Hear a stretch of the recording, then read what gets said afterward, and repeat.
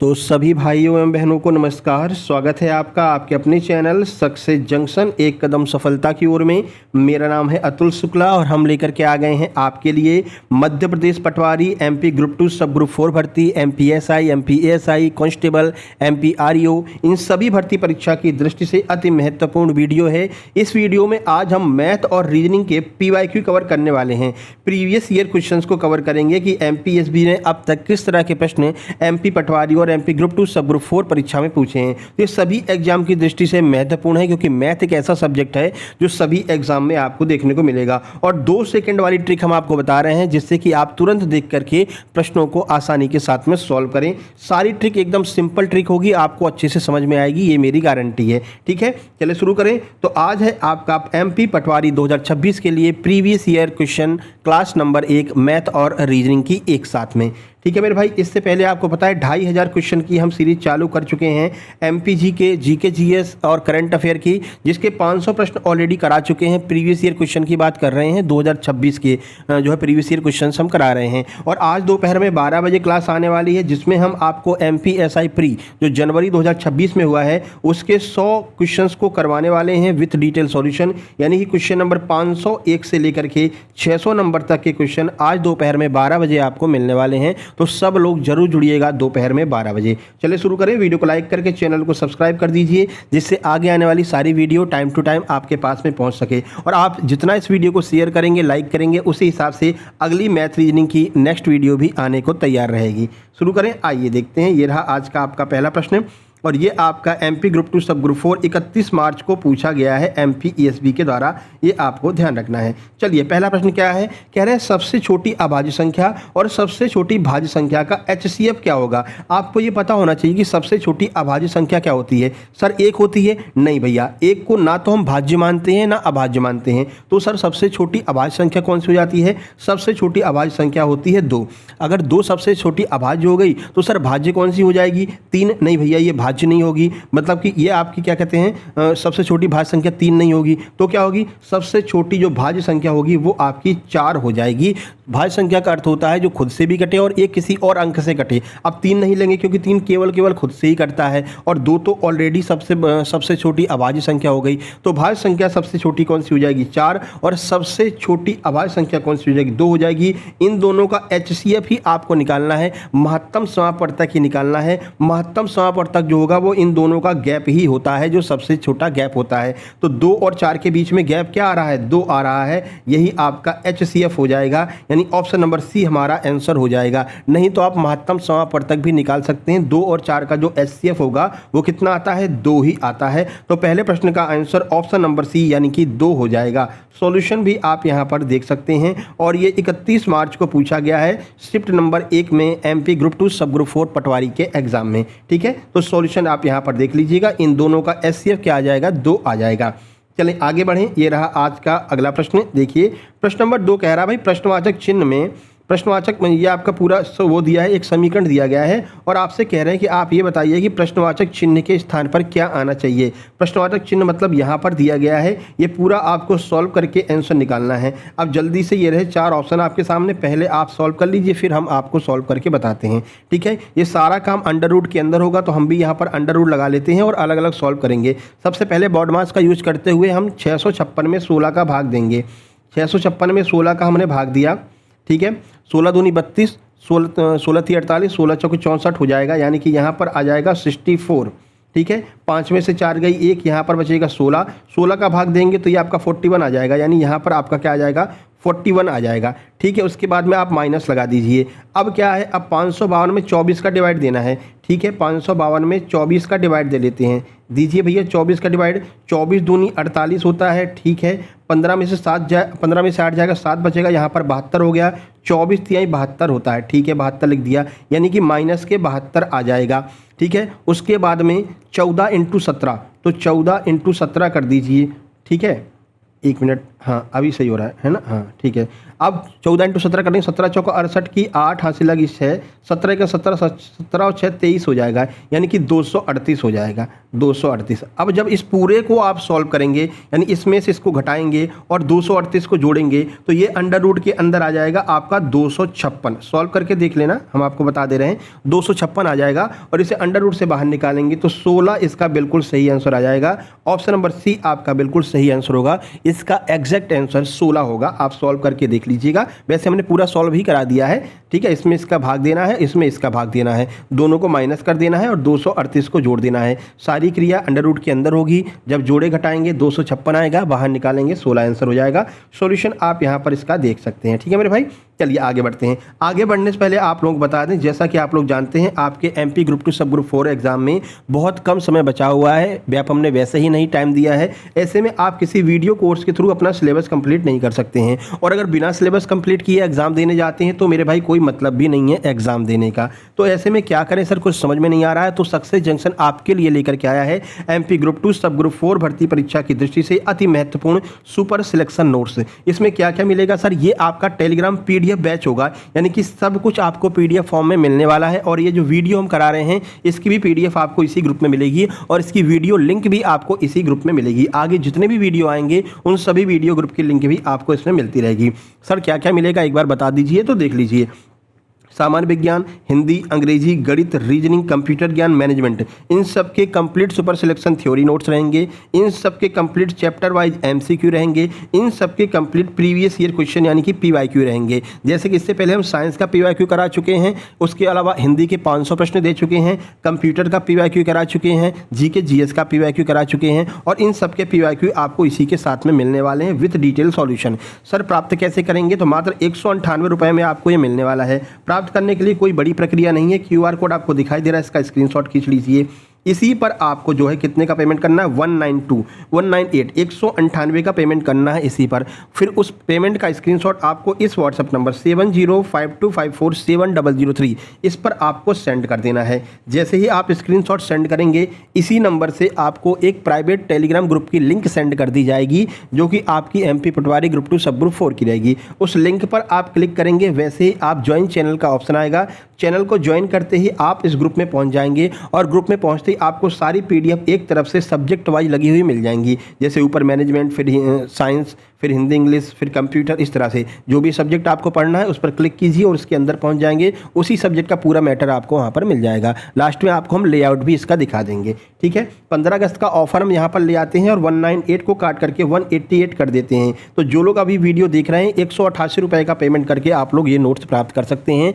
कब, 14 और 15 अगस्त को 2 दिन के लिए ऑफर है, 188 में प्राप्त कर सकते हैं। 188 के बाद में ये वापस से 198 मेरे भाई हो जाएगा।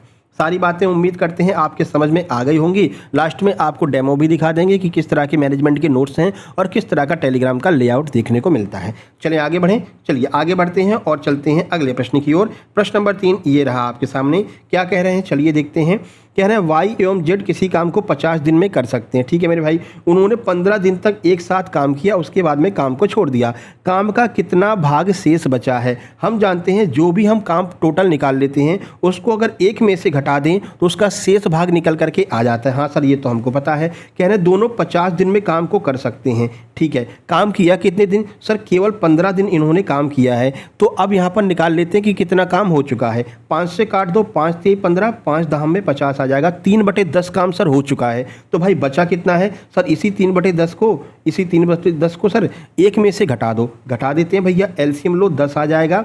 10 माइनस ये 3 यहाँ पर आ जाएगा। 10 में से 3 गया 7 और नीचे 10। 7/10 काम सर बचा हुआ है, जो कि ऑप्शन नंबर सी में दिया गया है। तो यही हमारा आंसर ऑप्शन नंबर सी हो जाएगा। बाकी ट्रिक सॉल्यूशन आप यहाँ पर देख सकते हैं मेरे भाई, ठीक है। आगे बढ़ें, चलिए आगे बढ़ते हैं और प्रश्न नंबर 4 ये रहा आपके सामने। थोड़ा सा ट्रिकी प्रश्न है, थोड़ा सा कॉम्प्लिकेटेड प्रश्न है, लेकिन आपको देखना है क्योंकि सारे प्रश्न आपको सरल ही नहीं मिलने वाले हैं मेरे भाई, है ना। चलिए पहले आप लोग वीडियो को पॉज करके सॉल्व कर लीजिए, फिर हम आपको सॉल्व कराते हैं।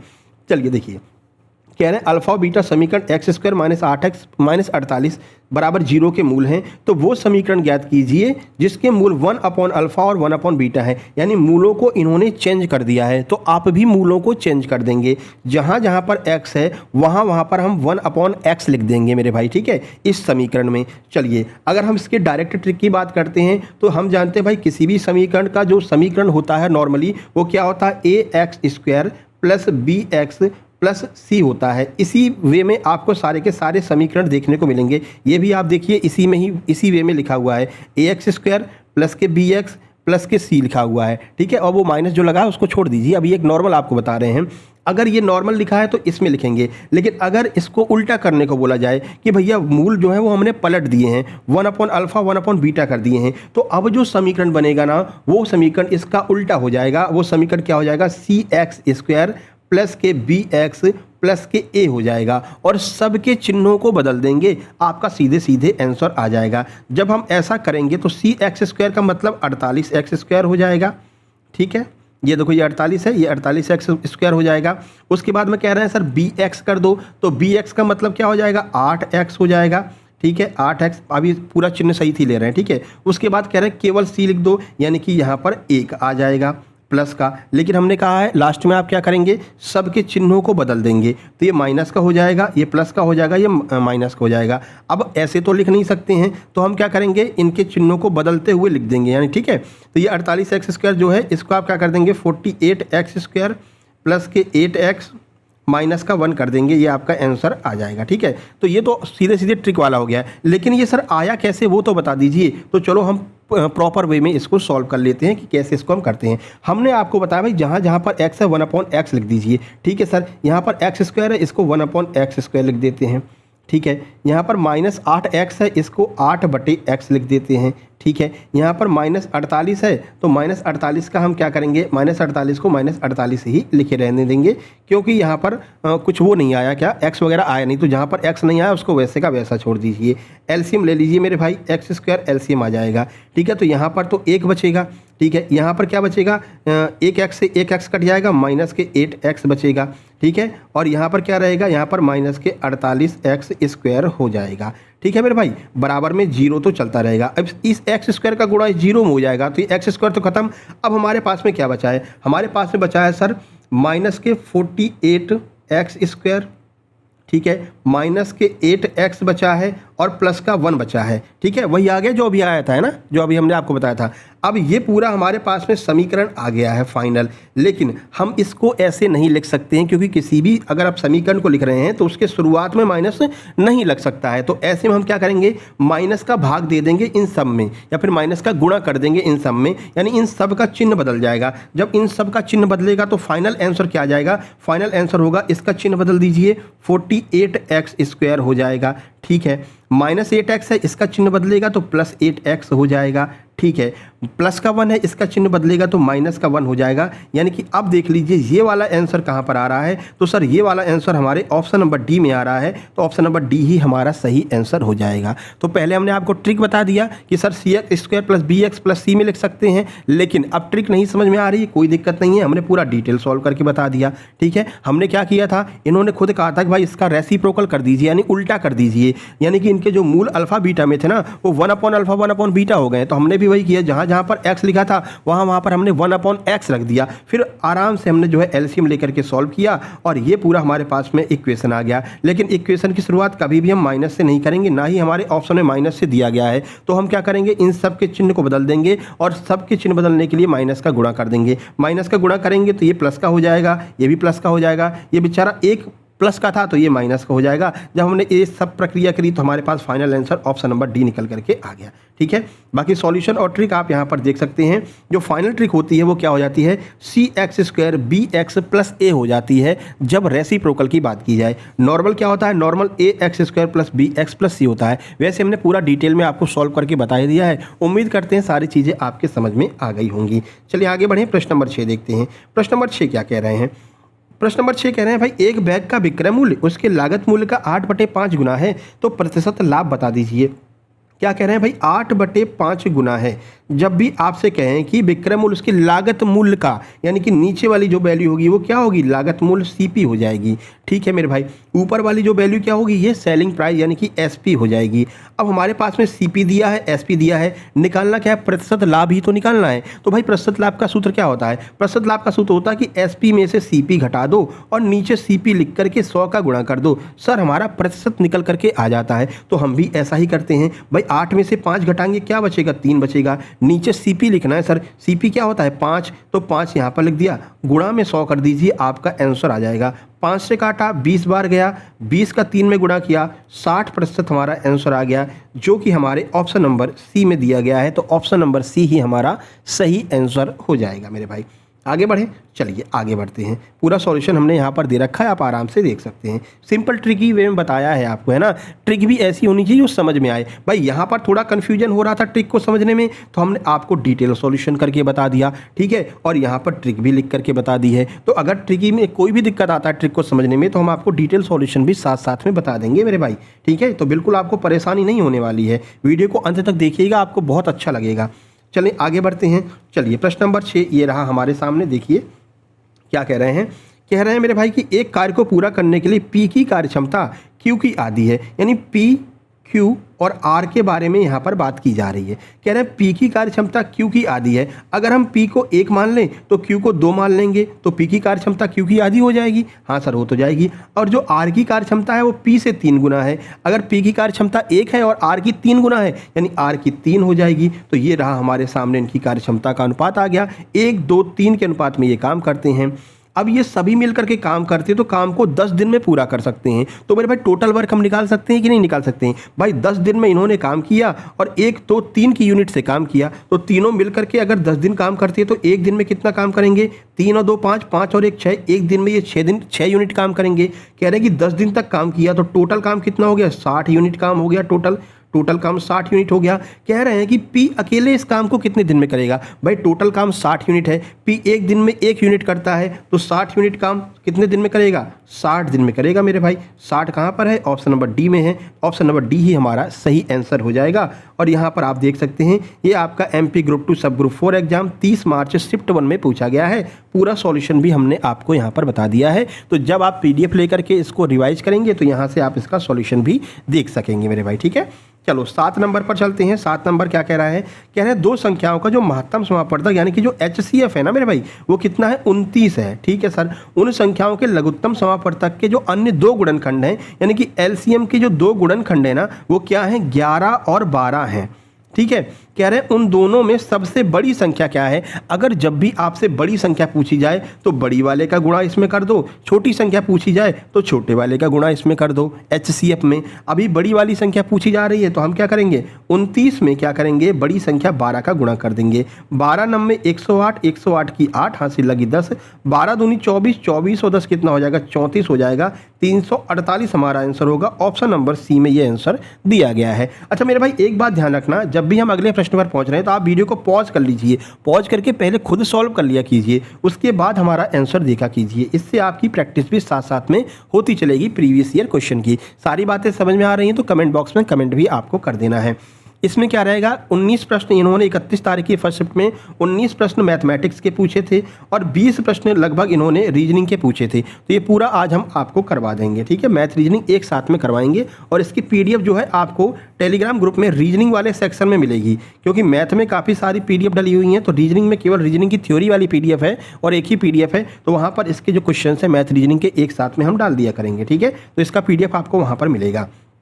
चलिए आगे बढ़ें, चलिए आगे बढ़ते हैं। ये रहा अगला प्रश्न, प्रश्न नंबर 8। देखिए क्या कह रहे हैं, कह रहे हैं कुछ व्यक्ति किसी कार्य को 84 दिन में समाप्त कर सकते हैं, तो दोगुने व्यक्ति उस आधे काम को कितने दिन में समाप्त करेंगे। MDH वाला फॉर्मूला पर काम करना है। कह रहे हैं कुछ व्यक्ति हैं, ठीक है, तो हमने लिख दिया M, किसी काम को 84 दिन में समाप्त कर रहे हैं, ठीक है। 84 दिन में हम किसी काम को ये लोग समाप्त कर रहे हैं, W वो काम है, ठीक है। अब कह रहे हैं तो दोगुने व्यक्ति यानी कि 2M व्यक्ति हो जाएंगे, इसके आधे काम को, इसके आधे काम की यानी 1/2 हो जाएगा।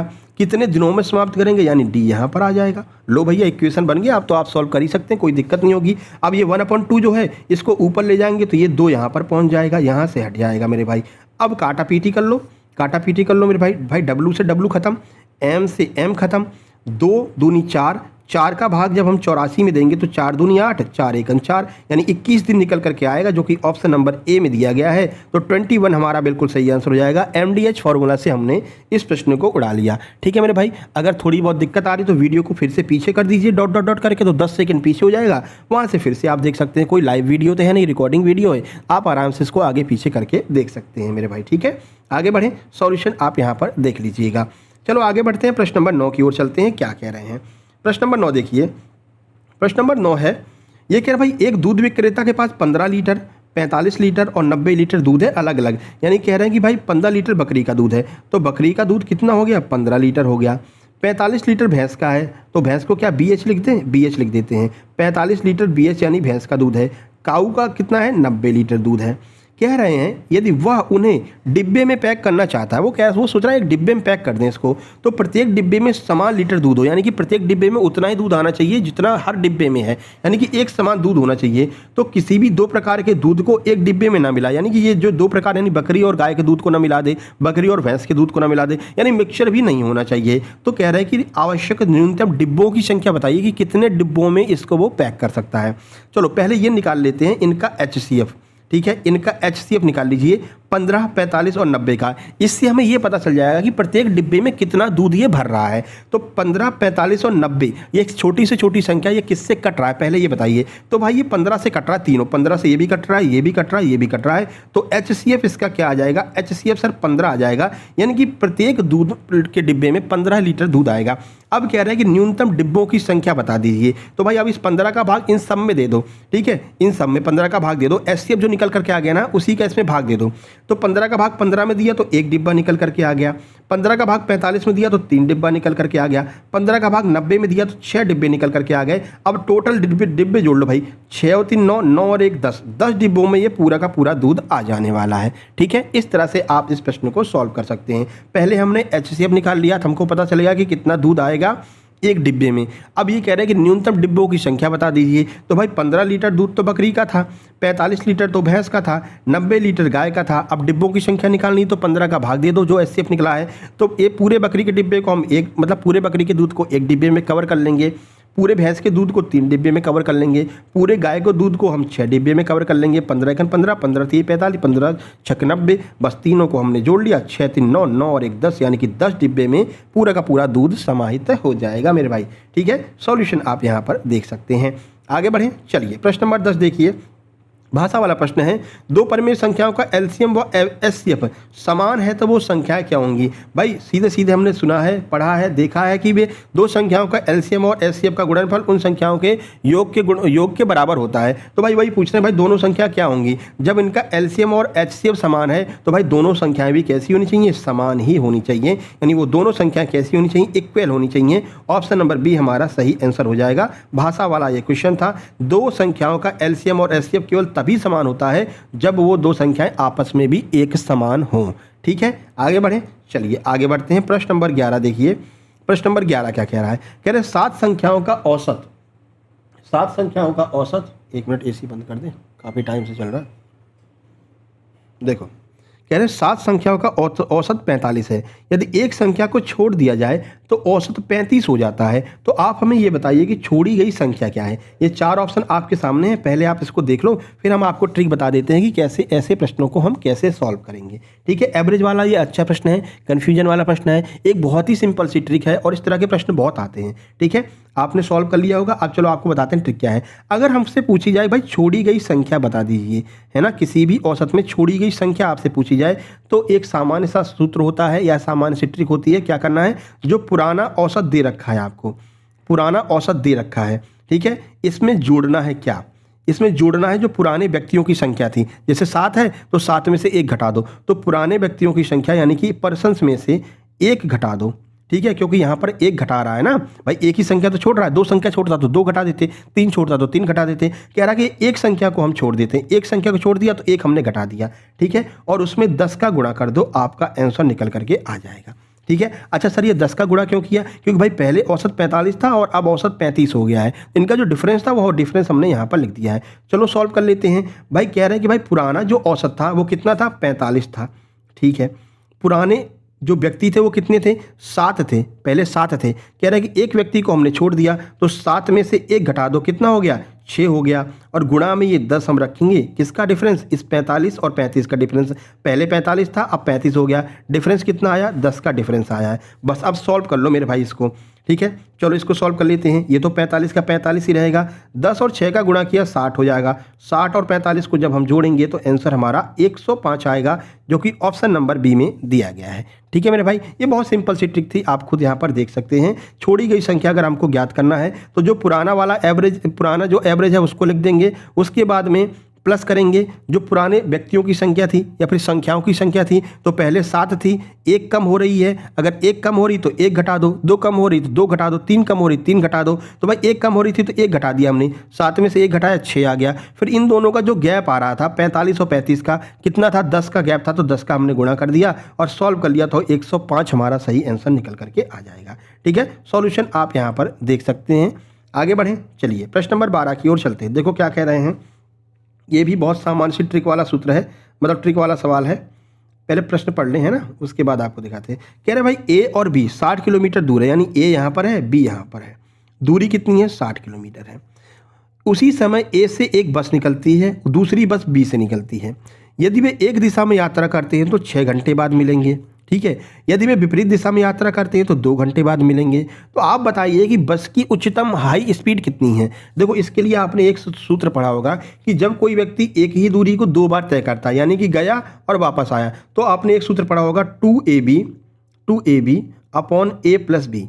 ये औसत स्पीड का सूत्र होता है ना। वही सूत्र यहाँ पर लग जाएगा और आपका आंसर निकल करके आ जाएगा। इसमें कोई भी परेशान होने की आवश्यकता नहीं है, क्योंकि दूरी वही 60 किलोमीटर है और वो 2 बार तय कर रहे हैं। एक बार समान दिशा में तय कर रहे हैं और एक बार विपरीत दिशा में तय कर रहे हैं, यानी दूरी तो समान ही तय की जा रही है ना। तो क्यों ना हम औसत स्पीड वाला सूत्र लगा देते हैं। तो पहले आप सॉल्व कर लीजिए, फिर हम आपको बताते हैं। ये रहे 4 ऑप्शन आपके सामने, ठीक है मेरे भाई। चलें स्पीड वाला सूत्र लगाएं तो देखिए 2 गुणा a इंटू बी, तो पहले क्या था भाई 6 घंटा है ना, टाइम निकाल रहे हैं, 6 घंटा हो जाएगा इसमें। उसके बाद कितना हो जाता है, 2 घंटा हो जाता है, तो 2 का गुणा कर दिया, नीचे 6 और 2 को जोड़ा तो 8 आ गया। ठीक है, अब काटा पीटी कर लो, 2 से 8 को काटा 4 बार जाएगा, 2 से 4 को काटा 2 बार जाएगा, अब 2 से 6 को काटेंगे 3 बार जाएगा, यानी कि 3 घंटे का टाइम निकल करके आ गया है। टाइम हमारे पास में क्या आ गया, जो हमारी एवरेज टाइम था इस पूरी दूरी को तय करने का, वो कितना आ गया, 3 घंटा आ गया। सर दूरी कितनी थी, दूरी तो 60 किलोमीटर की थी, कितने टाइम में तय कर रहे हैं, 3 घंटे में तय कर रहे हैं। तो अब स्पीड निकाल सकते हैं ना,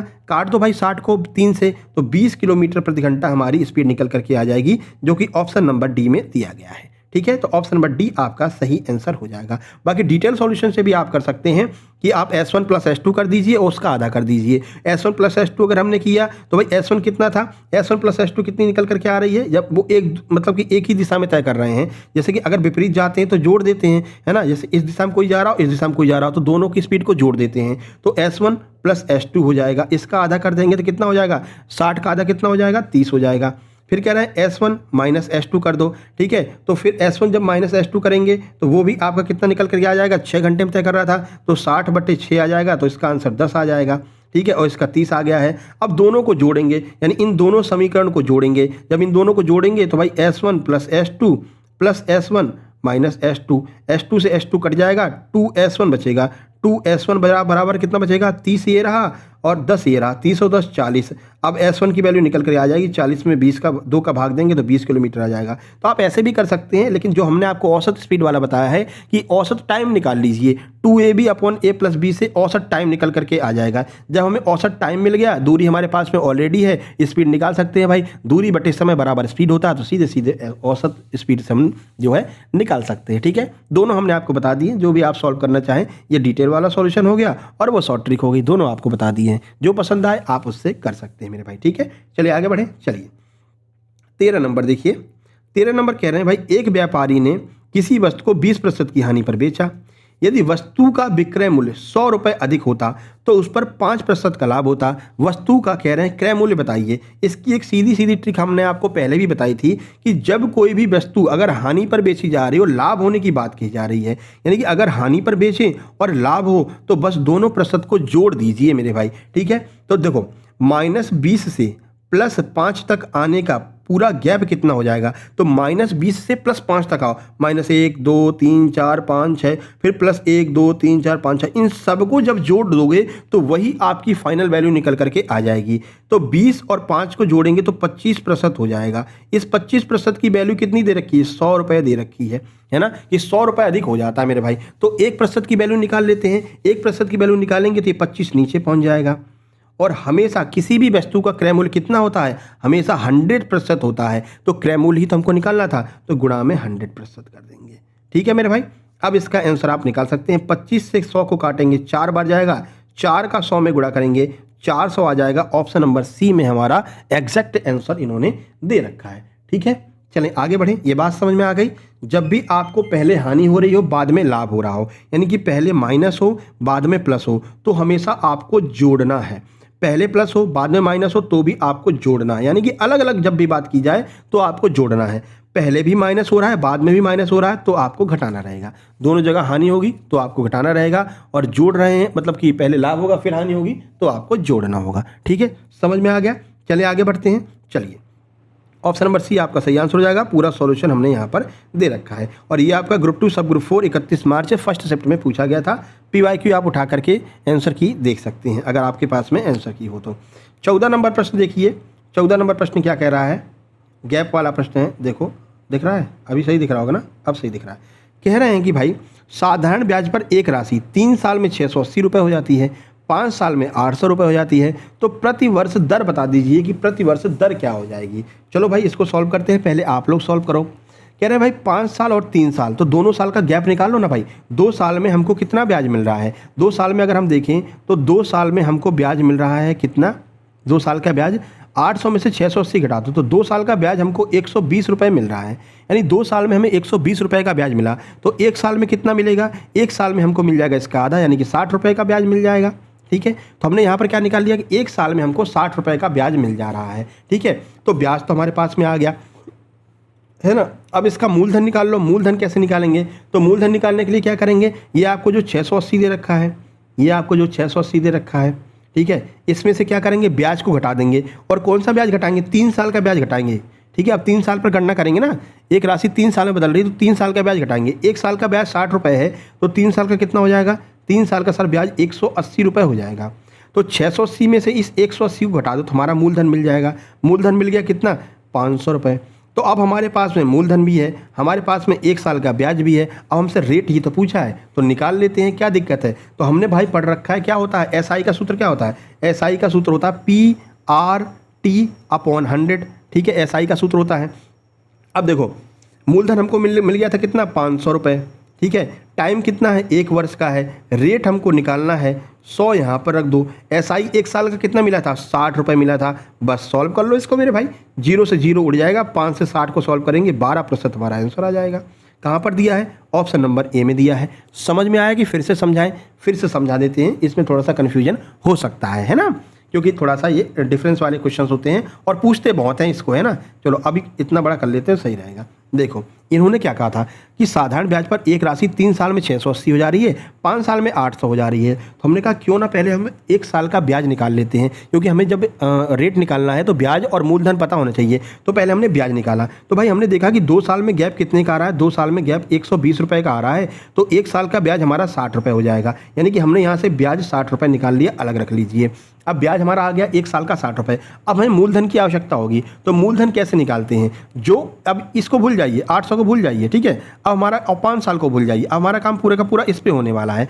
तो हमने 1 साल का ब्याज हमारा 60 रुपये है, 3 साल का ब्याज कितना हो जाएगा, 60 × 3, यानी कि 180 रुपये 3 साल का ब्याज हो जाएगा। ठीक है, हम जानते हैं कि भाई मूलधन कैसे निकालते हैं, तो भाई जो हमें फाइनल ब्याज मिल रहा है उसे इस 680 में से घटा दीजिए। ये एक प्रकार का मिश्रधन ही तो होता है, फाइनल जो रुपए मिलते हैं। तो मिश्रधन में से जब ब्याज को घटाते हैं तो मूलधन आ जाता है। तो हमने क्या किया, 680 में से इस 180 को घटा दिया, तो मूलधन 500 रुपये निकल करके आ गया। अब हमारे पास में मूलधन है, हमारे पास में ब्याज है, हमारे पास में टाइम 1 साल का है, तो क्यों ना हम रेट निकाल लें। तो निकाल लेते हैं मेरे भाई। सूत्र क्या होता है, SI बराबर सर PRT/100 होता है, ये हमने बहुत पढ़ रखा है, तो इसी में रख देंगे। SI 1 साल का 60 रुपये, मूलधन 500 रुपये, टाइम 1 साल, रेट पूछ रखा है, 100 का भाग दे दो, 0 से 0 खत्म, 5 से 60 खत्म, 12% हमारा आंसर आ जाएगा। ठीक है, आ गया, कोई दिक्कत, आगे बढ़ें। चलिए आगे बढ़ते हैं। ये पूरा सॉल्यूशन आप देख सकते हैं। चलिए प्रश्न नंबर 15 देखिए। प्रश्न नंबर 15 क्या कह रहा है, देखिए कह रहा है कि अपने घर से स्कूल तक 5 किलोमीटर प्रति घंटा की गति से चलते हुए गुंजन 15 मिनट पहले पहुंच जाती है, ठीक है, लेकिन 3 किलोमीटर प्रति घंटा की गति से अगर वो चलती है तो 9 मिनट वो लेट पहुंचती है। अब आपको ये बताना है कि उसके घर और स्कूल के बीच की दूरी क्या है, ये आपको बताना है। तो इसका भी वही एवरेज स्पीड वाला सूत्र लगा देंगे। क्या लगा देंगे भाई, इसका सिंपल ट्रिक हो जाएगी। पहले आप लोग सॉल्व कीजिए फिर बताते हैं। इसकी सिंपल ट्रिक हो जाएगी S1 × S2, ठीक है, बटे में S1 माइनस S2 गुणा में टोटल कर दीजिए, टोटल जितनी भी दूरी है, ठीक है। चलो कर लेते हैं भैया। S1 × S करो, पहले ये पूरा सूत्र अपने दिमाग में रखो, है ना। अब इसको मिटाना पड़ेगा क्योंकि ये पूरे पे लिख दिया हमने, तो इसको मिटाना पड़ेगा, ठीक है। चलिए टोटल टाइम यहाँ पर लिखना है, ये भी आपको ध्यान रखना है, और घंटे में लिखना है तो 60 का भाग भी देंगे, है ना। ये सूत्र दिमाग में आ गया। अब चलो यहाँ पर सॉल्व करते हैं। S1 कितना था सर, S1 था 5, ठीक है। S2 कितना था, S2 सर कितना देखिए 3, है ना, तो 5 × 3, फिर दोनों का डिफरेंस, स्पीड की बात कर रहे हैं, स्पीड पहले 5 थी फिर 3 हो गई, तो दोनों का डिफरेंस 5 में से 3 गया कितना, 2 आ जाएगा, ठीक है। फिर क्या करते हैं, इसमें करते हैं हम गुणा किसका, टाइम का, है ना। तो पहले 15 मिनट पहले पहुंच रही थी यानी प्लस हो रहा था, अब वो 9 मिनट लेट पहुंच रही है यानी कि माइनस हो रहा है। हमने आपको बताया था जब भी प्लस माइनस हो माइनस प्लस हो तो क्या करते हैं, जोड़ देते हैं। तो 15 और 9 को जोड़ेंगे कितना आ जाएगा, 24 मिनट आ जाएगा। अब इसको घंटे में बदलने के लिए 60 का भाग दे देंगे। लो बस इतना सॉल्व कर लो, आपका आंसर आ जाएगा। 5 और 3 का गुणा किया 15 हो गया, 15 से 60 को काटेंगे 4 बार जाएगा मेरे भाई, 4 से 24 को काटेंगे 6 बार जाएगा। अब 6 ऊपर है 2 नीचे है, 2 से 6 को काट दो, 3 किलोमीटर हमारा आंसर आ जाएगा। यानी कि जो उसकी स्कूल से घर की दूरी है कितनी है, 3 किलोमीटर है। ऑप्शन नंबर सी बिल्कुल सही आंसर हो जाएगा। बस आपको सूत्र ध्यान रखना है, क्या जो ट्रिक इसकी होती है वो क्या होती है, जब भी कोई व्यक्ति स्कूल से घर जा रहा है, घर से बाजार जा रहा है और 2 स्पीड दे रखी है, पहले 5 किलोमीटर दे रखी है, दूसरी 3 किलोमीटर दे रखी है, और कोई टाइम गैप दे रखा कि पहले पहुंचता है फिर बाद में पहुंचता है, तो एक सूत्र याद रखना, S1 × S2 upon S1 minus S2, और गुणा में जो टाइम डिफरेंस आ रहा है और उसको जो है गुणा कर देंगे, क्योंकि यहाँ पर बात घंटे की गई है तो 60 का यहाँ पर भाग दे देंगे, ठीक है। इसी ट्रिक को हमेशा दिमाग में रखेंगे तो इस तरह के प्रश्नों को आप बड़ी आसानी से सॉल्व कर लेंगे। बाकी सॉल्यूशन देखेंगे तो यहाँ पर पूरा सॉल्यूशन भी हमने दे रखा है, तो सॉल्यूशन के लिए भी आपको परेशान होने की आवश्यकता नहीं पड़ेगी। चलिए भैया 16 नंबर देखिए क्या कह रहे हैं, एक्स किसी कार्य को 20 दिनों में, वाई उसी कार्य को 30 दिनों में कर सकता है, जेड भी उनके साथ में आ जाए और तीनों मिलकर के जब काम करते हैं तो ये पूरा काम 10 दिनों में हो जाता है। तो कह रहे हैं जेड अकेले उस काम को कितने दिनों में करेगा, ये आपसे पूछा है। तो चलिए बता देते हैं। देखो पहले आप सॉल्व कर लो फिर हम आपको बताते हैं। वीडियो पॉज करो, आराम से सॉल्व करो, ठीक है। कितना 36 मिनट की वीडियो हो गई है, कोई दिक्कत नहीं है। चलिए सॉल्व करते हैं भाई। क्या कह रहे हैं, एक्स किसी काम को 20 दिन में कर ले रहा है, ठीक है। वाई उसी काम को 30 दिन में कर ले रहा है, ठीक है। X plus Y plus Z तीनों मिल जाते हैं, उस काम को 10 दिन में करते हैं। तो टोटल काम निकालिए। टोटल काम कैसे निकालते हैं, इन तीनों का एलसीएम ले लेते हैं तो टोटल काम आ जाता है 20, 10 और 30 का एलसीएम लेंगे, टोटल काम 60 यूनिट आ जाएगा, ठीक है। अब एक एक का काम निकाल लीजिए, मानी एक एक का टाइम निकाल लीजिए। तो बताइए एक्स कितना टाइम लेगा, तो 20 का भाग 60 में दो, यानी 20 3 60, यानी कि एस जो है वो 3 दिन का टाइम लेगा, ठीक है, 3 यूनिट का टाइम लेगा। वाई कितना लेगा, तो 30 का भाग 60 में दो, तो वाई जो है 2 लेगा। तीनों कितना लेंगे, तो 10 का भाग 60 में दो, तीनों मिलकर के 6 दिन में करेंगे, ठीक है। अब देखो, अब यहाँ से हमें एक का निकालना है क्योंकि जेड का पूछा गया है। तो देखो एक्स का काम 3 यूनिट है, वाई का काम 2 यूनिट है, तीनों का 6 यूनिट है, तो जेड का काम निकाल सकते हैं कि नहीं निकाल सकते हैं भाई। एक्स प्लस वाई का मान रख दो, तीनों 2 जोड़ो 5 आ जाएगा, प्लस जेड बराबर 6, क्योंकि तीनों मिलकर 6 दिन में कर रहे हैं, ठीक है। अब जेड का काम निकाल लो, तो जेड बराबर क्या हो जाएगा, ये 6 है, ये 5 इस तरफ चला जाएगा, 6 में से 5 गया 1, यानी कि जेड एक दिन में एक काम करता है। अब कह रहे हैं कि पूरे काम को करने में जेड को अकेले कितने दिन का टाइम लगेगा भाई। 60 यूनिट का काम है, एक दिन में 1 यूनिट काम करता है, तो भाई 60 यूनिट काम कितने दिन में होगा, 60 दिन में होगा। 60 डे हमारा आंसर ऑप्शन नंबर डी हो जाएगा, ठीक है मेरे भाई। सारी बातें समझ में आ गई, सॉल्यूशन आप पूरा यहाँ पर भी देख सकते हैं।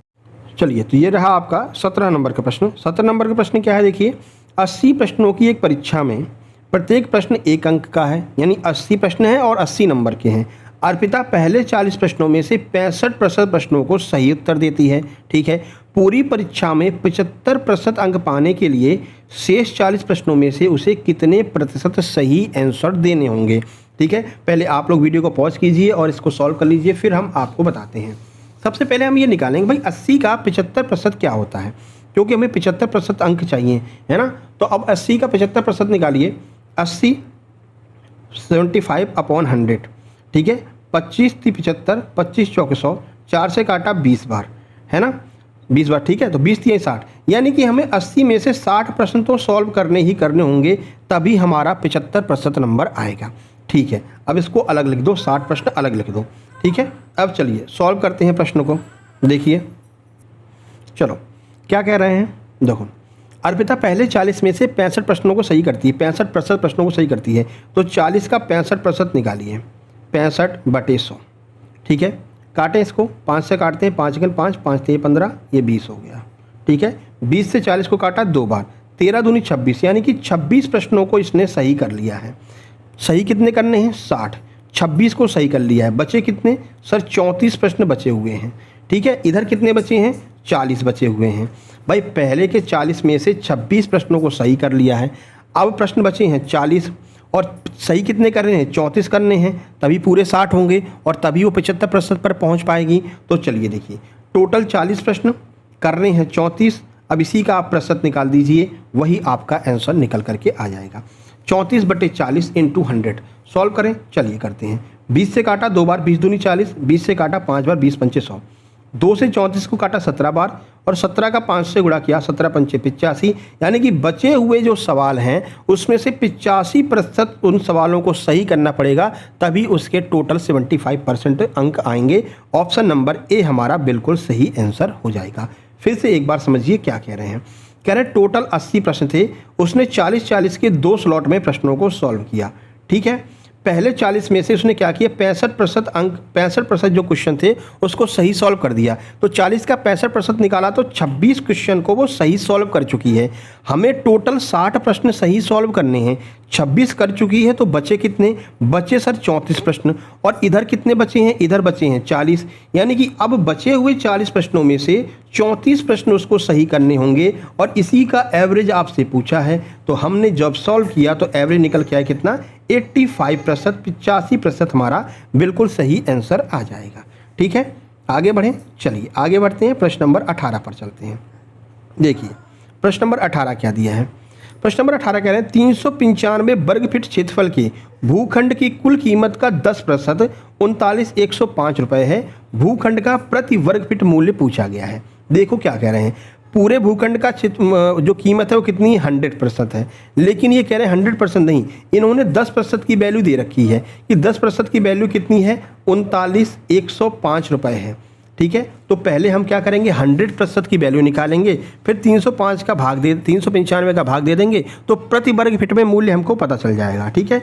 तो अब हम पूरे की वैल्यू निकालने के लिए क्या करेंगे, इस 10 को इसके नीचे ले जाइए और 100 का गुणा कर दीजिए, क्योंकि पूरे की वैल्यू 100 है, तो 0 से 0 खत्म। अब जब इसमें 10 का गुणा करेंगे तो बस एक 0 आगे लग जाएगा, यानी कि पूरे भूखंड की कीमत कितनी आ जाएगी, 39,1050, कितनी आ गई, 39,1050, ये पूरे भूखंड की कीमत आ गई। अब प्रति वर्ग फीट निकालना है तो 395 का इसमें भाग दे दो।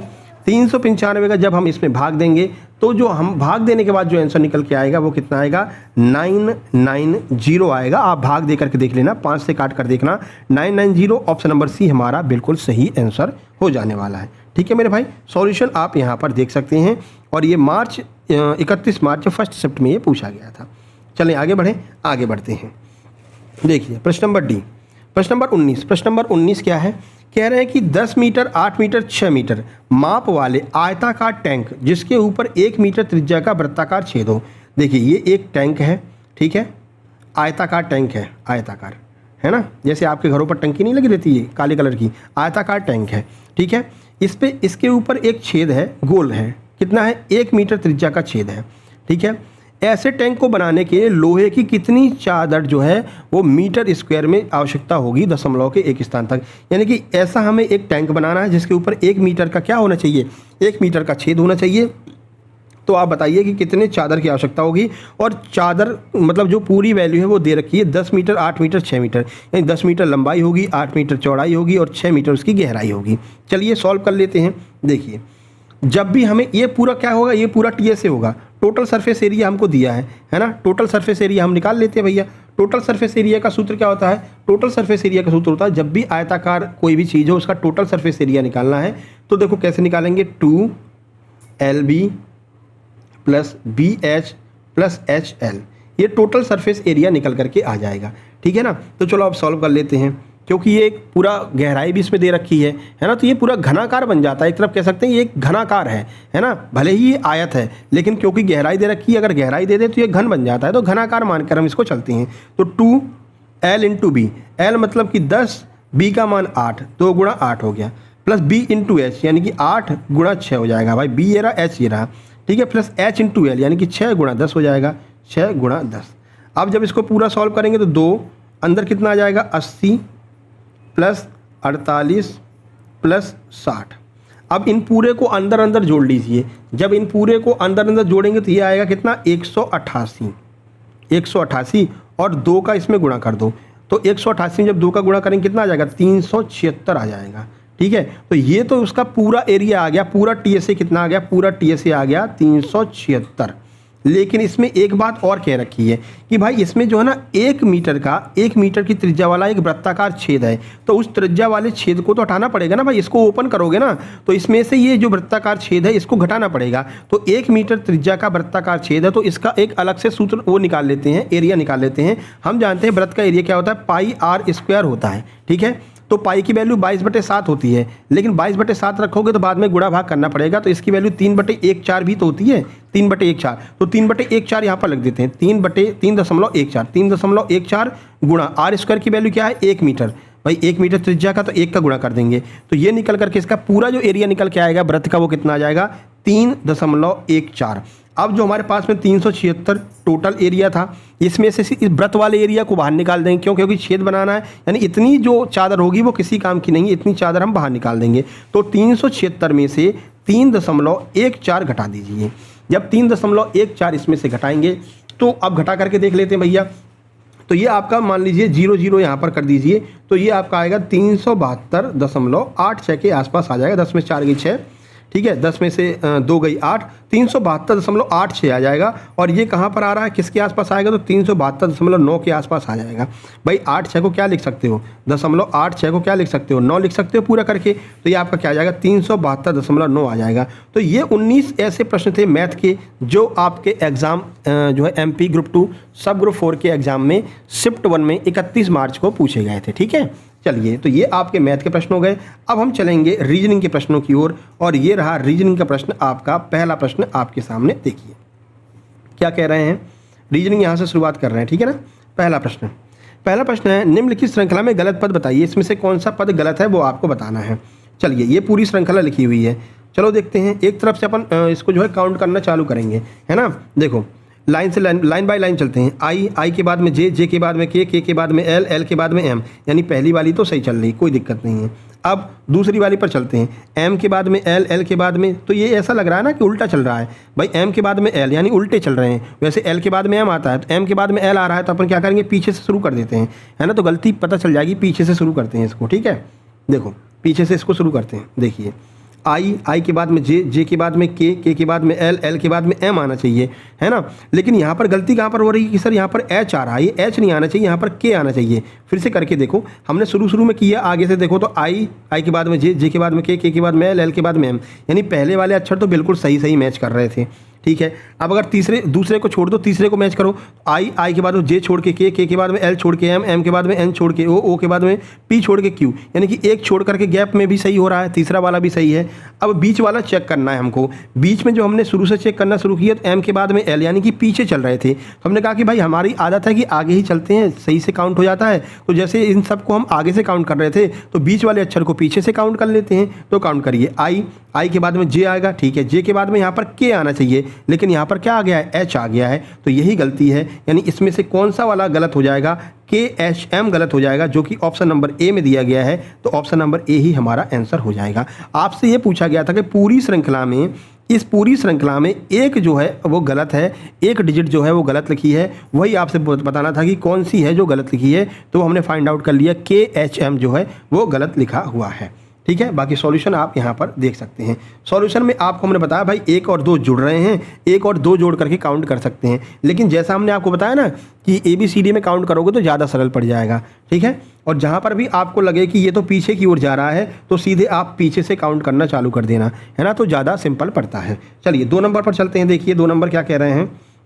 देखिए 2 नंबर प्रश्न है कि कुछ समीकरणों को किसी निश्चित पद्धति से हल किया जाता है, उसी आधार पर दिए गए समीकरण को हल कीजिए। यानी कि यहाँ पर एक वैल्यू दी है और इसका मान दिया गया है, अब आपको इसके आगे की वैल्यू निकालनी है। तो अच्छा सा प्रश्न है ये, बताओ क्या होगा। कह रहे हैं 4.3 की वैल्यू 91 है, अच्छा 2.5 की वैल्यू 133 है।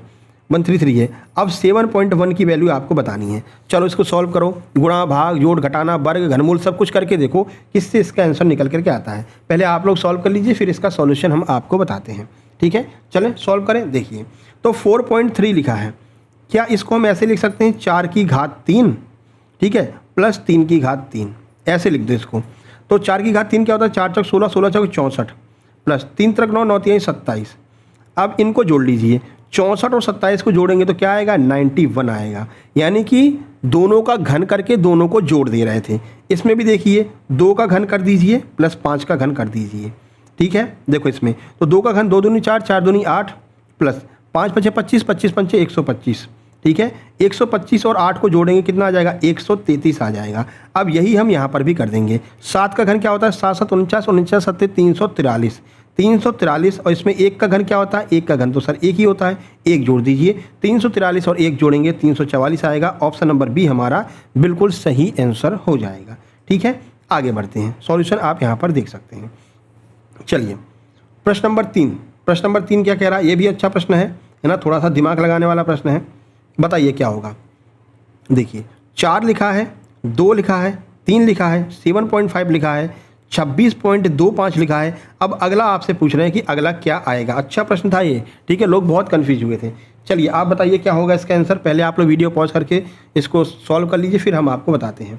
चलिए उम्मीद करते हैं आपने सॉल्व कर लिया होगा। चलो अब इसको सॉल्व करते हैं। देखो 4 से 2 पर पहुंच रहे हैं, यानी कि 4 में इन्होंने भाग दिया, किसी का, किसका भाग दिया, 1.2 का भाग दिया है, तभी तो ये 2 पर पहुंचे हैं। ठीक है, 2 से ये कहाँ पहुंच रहे हैं, 3 पर पहुंच रहे हैं, यानी कि इन्होंने क्या किया है, 1.5 का भाग दिया है। यानी यहाँ पर कुछ ऐसा प्रॉब्लम चल रही है कि भाई 0.5 प्लस 1.5, यानी कि पॉइंट का गैप चल रहा है और एक एक बढ़ाते चल रहे हैं। देखिए कैसे हो रहा है आपको बताते हैं। देखो 4 में इन्होंने क्या किया, 4 में 1/2 का 0.5 लिख सकते हैं 1/2 को, तो 0.5 का इन्होंने गुणा किया 4 में। जब 0.5 का इन्होंने गुणा किया तो ये आपका क्या आ गया, ये आपका आ जाएगा 2। ठीक है, कैसे आ जाएगा बताया था ना, 4 में 1/2 का गुणा करो तो ये 2 आ जाएगा। 0.5 को 1/2 लिख सकते हैं कि नहीं, पता है कि नहीं भाई, ये ऐसे लिख सकते हैं ना, 5 5 सेकंड 5 5 2 10, 1/2 है ना। तो 4 में 0.5 का गुणा किया तो 2 आ गया। फिर इसमें क्या किया, 2 में इन्होंने क्या किया, 2 में इन्होंने 1.5 का गुणा कर दिया है, किसका, 1.5 का। तो 2 में जब 1.5 का गुणा किया तो आपका 3 आ गया।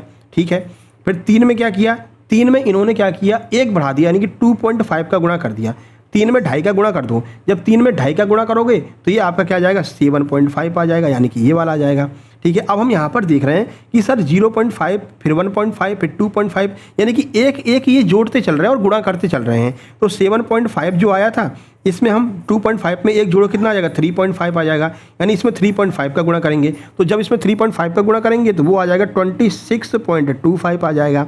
अब क्या करेंगे, अब ये जो 26.25 आया है ना, इसमें किसका गुणा करेंगे, इसमें एक जोड़ दो, 4.5 का गुणा कर देंगे। जब 4.5 का गुणा करेंगे तो गुणा करने के बाद में आएगा हमारा 118.25, जो कि आपके ऑप्शन नंबर ए में दिया गया है। तो यही आपका आंसर हो जाएगा 118.125, ऑप्शन नंबर सी आपका सही आंसर हो जाएगा। ठीक है, तो पहले ये कर क्या रहे थे वो समझिए, थोड़ा सा कठिन प्रश्न था। ये कर क्या रहे थे, ये कर ये रहे थे कि 0.5 का पहले गुणा कर रहे थे, फिर 1.5 का गुणा कर रहे थे, फिर इसी में एक एक जोड़ते चल रहे थे, फिर 2.5 का गुणा कर दे रहे थे, फिर एक जोड़ा, फिर 3.5 का गुणा कर रहे थे, फिर एक जोड़ा, फिर 4.5 का गुणा कर रहे थे, यानी कि 0.5 बढ़ाते चल रहे थे और एक एक जोड़ करके उसका गुणा करते चल रहे थे। उस हिसाब से इसको सॉल्व किया और आपका आंसर 118.125 आ गया। सॉल्यूशन हमने आपको यहाँ पर दे रखा है। ठीक है, चलो आगे बढ़ते हैं, 4 नंबर का प्रश्न देखते हैं।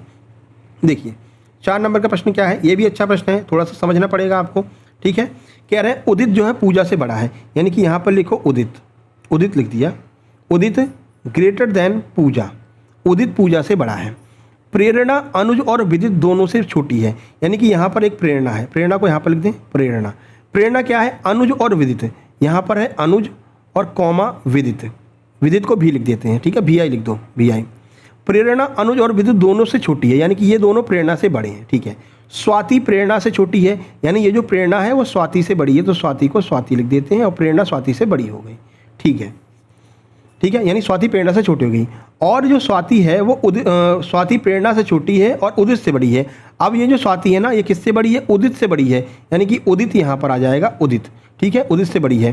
अंशु स्वाति से छोटा है, यानी कि यहाँ पर लिख दो अंशु, ठीक है। अब ये जो अंशु है ना वो स्वाति से छोटा है मेरे भाई, यानी स्वाति जो है वो अंशु से भी बड़ी है, तो अंशु को यहाँ पर लिख दो कहीं पर भी, ये अंशु को अलग से लिख दो भाई, क्योंकि अंशु के बारे में आगे कुछ पता नहीं है। अब ये जो हमने उदित ग्रेटर देन पूजा लिखा था, इसको हम यहाँ पर लिख सकते हैं, ठीक है। अब देखो ये पूरा क्या बन गया, पूरा ये बना है कि भाई जो प्रेरणा है ना वो स्वाति, उदित और पूजा से बड़ी है, ठीक है, और अंशु से भी ये प्रेरणा बड़ी है, स्वाति भी अंशु से बड़ी है। अब पूछ क्या रहा है वो देख लो। अब अंशु जो है वो स्वाति से तो छोटा है, ये अंशु जो है वो स्वाति से छोटा है, लेकिन सबसे छोटा नहीं है, यानी कि ये अंशु सबसे छोटा नहीं है, यानी इससे छोटा कोई और भी है। अब पूछ क्या रहे हैं वो देखो, कह रहे हैं विदित से कितने व्यक्ति छोटे हैं, बताइए विदित से छोटे कितने व्यक्ति, यानी ये रहा विदित, ठीक है। अब इस विदित से कितने व्यक्ति छोटे हैं ये बता दीजिए, तो विदित तो ग्रेटर देन में है, यानी विदित से ये जितने भी लोग हैं, कलर चेंज करें, देखो कलर चेंज करते हैं, रेड कर लो, तो विदित से ये जितने भी लोग हैं ये सारे के सारे क्या हैं? विदित से छोटे हैं, क्योंकि विदित इनका क्या है? ग्रेटर देन है। अब कह रहे हैं कि कितने व्यक्ति विदित से छोटे हैं? 6 या तो 5 या 6 या तो 4 या 5 या फिर 5, कितने व्यक्ति विदित से छोटे हैं भाई? तो विदित ये रहा। अब काउंट कर लो, ये सारे के सारे विदित से छोटे हैं। अब यहाँ पर अंशु वंशु को छोड़ दो, ठीक है ना। चलो काउंट करते हैं, 1 2 3 4, 4 तो ये हो गए, एक ये हो जाएगा आपका, देखो 1 2 3 4 और ये प्रेरणा भी तो हो जाएगी ना, विदित से छोटी है ना प्रेरणा, तो 1 2 3 4 5 तो ये हो गए, ठीक है, 5 तो ये छोटे हो गए। और एक ये जो आपका शुरू वाला जो विदित है, विदित के साथ में एक और कौन था? अनुज। विदित और अनुज में भी नहीं पता है कि भाई अनुज छोटा है कि बड़ा है विदित से, ये नहीं पता है ना भाई। अनुज और विदित के बारे में तो कुछ बताया नहीं गया था, ये बोला गया था कि प्रेरणा अनुज और विदित से छोटी है, तो अरुण और विदित को हमने यहाँ पर लिखा था। तो ये तो कन्फर्म है कि भाई 5 व्यक्ति तो विदित से छोटे हैं, लेकिन ये अनुज का कुछ पता नहीं है, इसलिए हम 5 या फिर 6 कर सकते हैं, यानी कि ऑप्शन के हिसाब से चलेंगे तो कौन सा हो जाएगा? या तो 5 या फिर 6, यानी कि या तो 5 व्यक्ति विदित से छोटे हैं या फिर 6 व्यक्ति विदित से छोटे हैं। ये सारे विदित से छोटे हो गए थे, ठीक है। और ये अनुज के बारे में कुछ पता नहीं है, तो अनुज छोटा हो भी सकता है और नहीं भी हो सकता है। तो 5 व्यक्ति तो कन्फर्म है जो कि विदित से छोटे हैं, लेकिन अनुज के बारे में कन्फर्म नहीं है, तो 5 या फिर 6 हमारा आंसर होगा, जो कि ऑप्शन नंबर बी हो जाएगा।